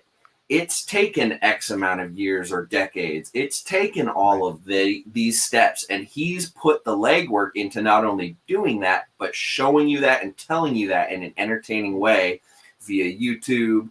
His packaging, everything screams how important this is to him. And really the brilliance was seeing something that everyone was devaluing and recognizing that actually they should be incredibly valued, and then being an effective enough presenter and communicator to lay that out there and actually have so many people go, oh, he's right. We do need that, and it is valuable, it's like, and then he did it all with ethics in there, not just like a little footnote, like it's better for the animal. Like, no, it really came from doing what's right for the species. Oh yeah, his point about like the ratio, like if you kept a ratio constant of what we deem acceptable for a corn snake versus like a retic, you'd have to and the give amount them of your space whole that living room. Yeah, it's spot on. It's things that people either don't think about, or they do and they don't want to acknowledge to admit that they could be doing better, and he's just not even thinking about whether he should or shouldn't. It's not a question. It's just moving the sticks. It's progressing the his niche in the hobby, and it's all starting from the foundation of what's ethical, because all those mainland retics that he bred thousands and thousands of that probably weren't cared for properly, or let go, or starved, or died, or whatever, is not something that he liked to hear about. So he shifted to try and make them smaller. And in turn, he's found a whole nother direction and a whole nother purpose in preserving these rare, almost extinct, essentially, animals, and then doing it in such a way that keeps them around for the hobby, but also allows other people to kind of get into them here and there. Like, it's not irresponsible. It's done well. And having that price point, not only shows how much he values them, but it also weeds out people that are not going to do what's best for the animals. Let's face it, because if somebody's got the money to shell out $5,000 for a retic, they've got the money to do whatever that animal needs, whether it be pay for vet trips, shell out on a proper enclosure, give it the attention, food, whatever. And it's not a greed thing. It's a truly valuation thing. And it all starts from him and his passion and his drive and motivation, because it's contagious. And he's just stayed on that track and stuck to his guns, and look what he's built. Yeah. So, absolutely. Yeah. I think about that he all could the write time. a book. He could. It's actually just, it's fascinating. Yeah. And I think that sort of approach is the one thing that keeps me on track for making YouTube videos every week, for trying to do this type of content all the time, because every group of snakes deserves to have their hero about it, or every reptile or every animal deserves to have their Garrett Hartle about it, because what it does is it allows for people that might have either been embarrassed to admit what they like or didn't know what they like to stumble upon it and like really be inspired and take that. And Lucas, you drew inspiration for stuff that you're already interested in, and people like that will only help push the hobby. And so I think having a species champion, so to speak, for every one of those animals is awesome. And that's why I wanted to do YouTube in the first place, because there was no YouTube stuff on carpet pythons, and just jump on with the NPR stuff, because it's the hub for everything Morelia, and why not grow it and be a part of it? And I don't know, I just see so many similarities between what he's doing with retics and super dwarfs, between what you guys have been doing with NPR, and it's hard not to want to, blend in with it and keep it going. Heck yeah, man. Yeah. Heck yeah. I think I think you're spot on with them, as far as like there's so many parallels between just Australian herps or carpets, or and what his market is with the super dwarfs. You can't import. What we have is what we have. Some of the things have been crossed. Some people cross things. There's localities. It's just, there's so many parallels in the ethic. I think we did a show with him about bloodlines and lines, and it was sort of the same type of thing. And I watched his video not too long ago where he was talking about some line of, or bloodline of super dwarf that was sort of disappear. I don't know if it was Jampea's or whatever it was. It was sort of that same thing where you see certain people trying to resurrect. I think what Nick did with the Brisbane carpets, resurrecting that line that was almost lost. And it's like, you're looking at it as another bloodline. And even though, see, Garrett has a lot of the same similarities as me, it's like, I hear certain people say about how, like, why are you chasing a bloodline or this or that? And it's like, I'm chasing that bloodline because I want to be able to have the most diverse stock that I can. And if you're dealing with some of these things, it's like, okay, look at inlands. There's two bloodlines, and then Justin has that unrelated one that's came from France or from Europe or wherever. And it's important to keep that there, because otherwise you're just going to be inbreeding, and maybe you can get away with that for, I don't know, say 10 generations or so, but eventually there's going to be something that's lost. And who knows, maybe by that time Australia opens up and they're exporting stuff or whatever, but we don't know that. But you don't know that. We can't bank on that. And right. if we really love carpet pythons as much as we profess to love them, then our goal should be to keep the bloodlines as diverse, keep the community growing, keep it big. Yeah. And what should really then be important is what we leave to the next generation, the people who come behind us, the people who 100%. Find this time capsule that will be however big NPR is down that line whenever somebody finds it. And if they don't have access to that stuff, what a letdown, right? Mm-hmm. If they find this time capsule and everybody squandered it and there are no pure X, Y, or Z, like, we owe it to the people to come after us and keep carpet pythons around to maintain all that stuff. And that's not to say that people who want to do crosses are bad and irresponsible, but somebody's got to maintain the pure stuff, because like, you never know. Yeah. You can't put that back in the box once it's gone. Yeah. I think I don't know where I'm gonna go with it, but my thought is that like I'm gonna try to move what I would necessarily do on YouTube, maybe to this channel, the NPR network. So I can just make it a video. EB Morelia shows whatever, or it can just be NPR. It doesn't matter to me. It doesn't make a difference. But I think with like what inspires me with Garrett, and I've said a million times, and then Riley, you're the one that's stepped up to the plate. Is like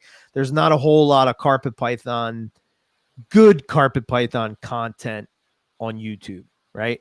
Like you'll see it, and some people dabble in carpets, and then some people, like they'll do different things, or it's specifically at a specific part of carpet pythons, if you will. But like, I want to showcase the localities and the morphs and the what does this look like and what does that look like, and show people and setups and all those things. And it's crazy because I have the animals to do it.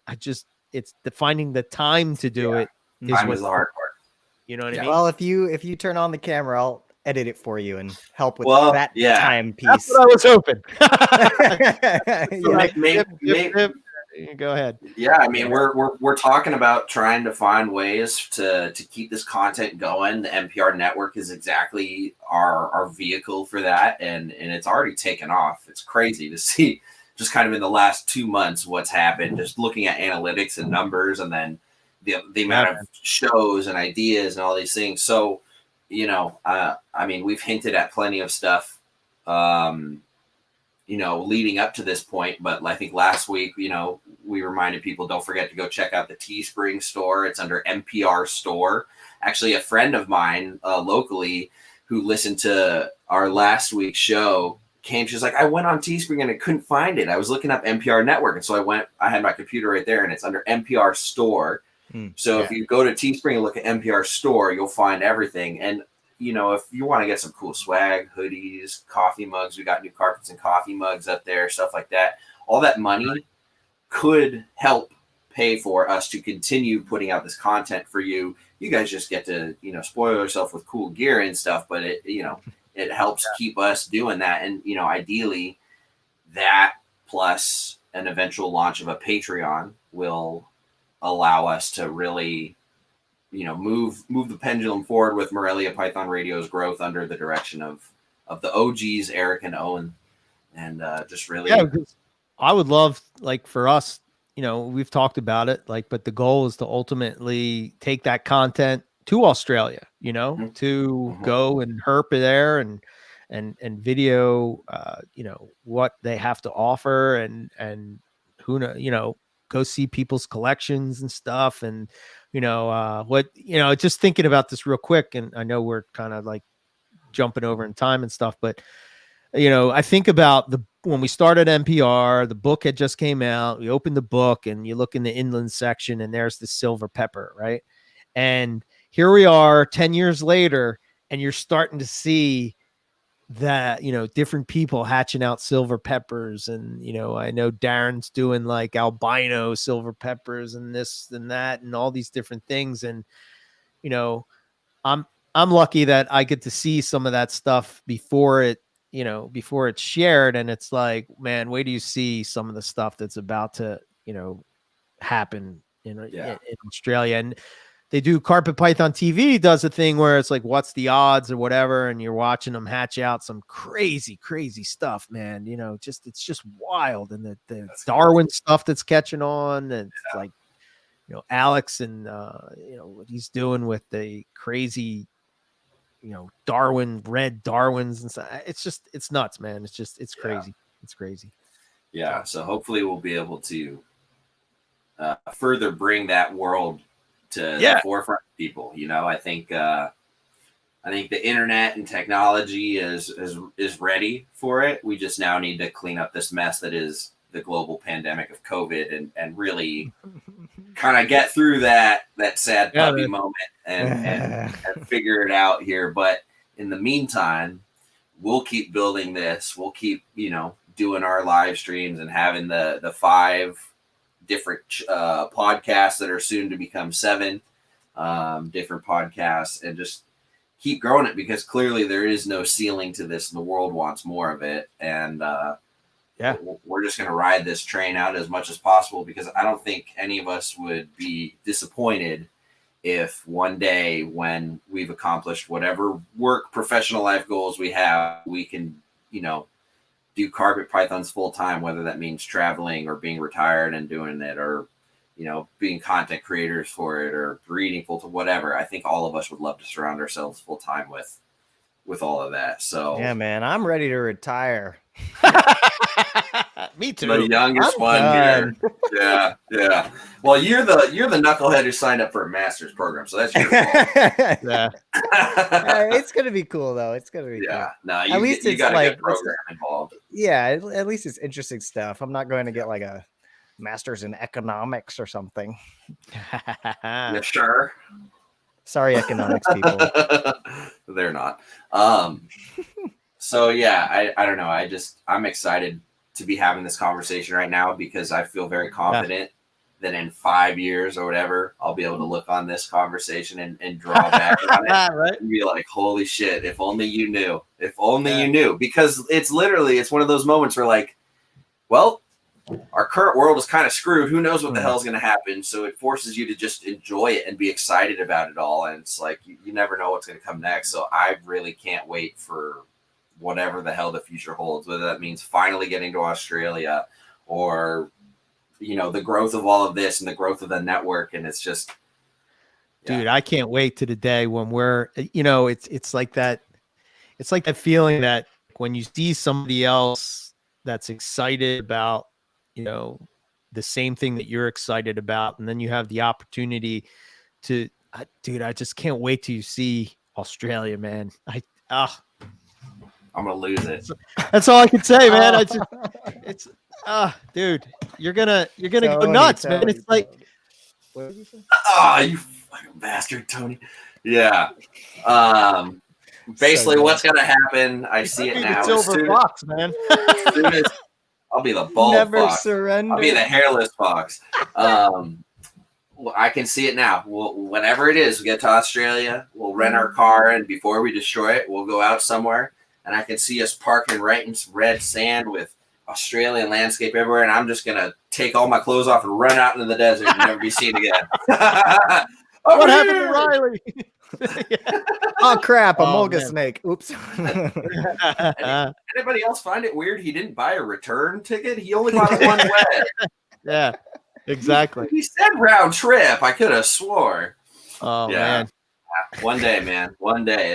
It needs to happen. And and that'll be another moment, like looking back on all of this at that point, just sitting on a rock, overlooking some gorge, and just soaking it all in. There's nothing better, man. It's just so cool. Oh man. I feel like I talk about it too much, but like I just wish that there's no such thing as too much, because I think people need the outdoors. I think people need that connection with nature more than ever now. So keep it on people's forefront, man, for sure. Yeah, you just get a whole different understanding of things. But yeah, you're right, man. So I can't wait for spring. Do some herping out here locally until we can go overseas. Absolutely. Hell yeah. We're gonna come there. You're gonna come here. We're gonna go to Philly. Absolutely. Cheese steaks. Oh yeah. And water, ice, water, ice, steaks, and pine berries. Water python. Water. All right, guys. Well, let's close this one out. Thank you to everybody who's been hanging out in the chat. I think we've got some international audience members today. We've got folks from all over the ponds, various bodies of water. So, right. All right. Well, we'll probably catch you all next week. Again, we just fly by the seat of our pants on this one here. As long as there's coffee. Wait, you guys are wearing pants? Maybe. I didn't get that memo. Yeah, you don't have to wear pants to this show either, people. So just remember that. No pants, no rules. That's right. All righty. Well, we'll close all this out. Thanks for tuning in. Later, gentlemen. Have a good one. Bye. Right. Bye, squirrel. Squirrel.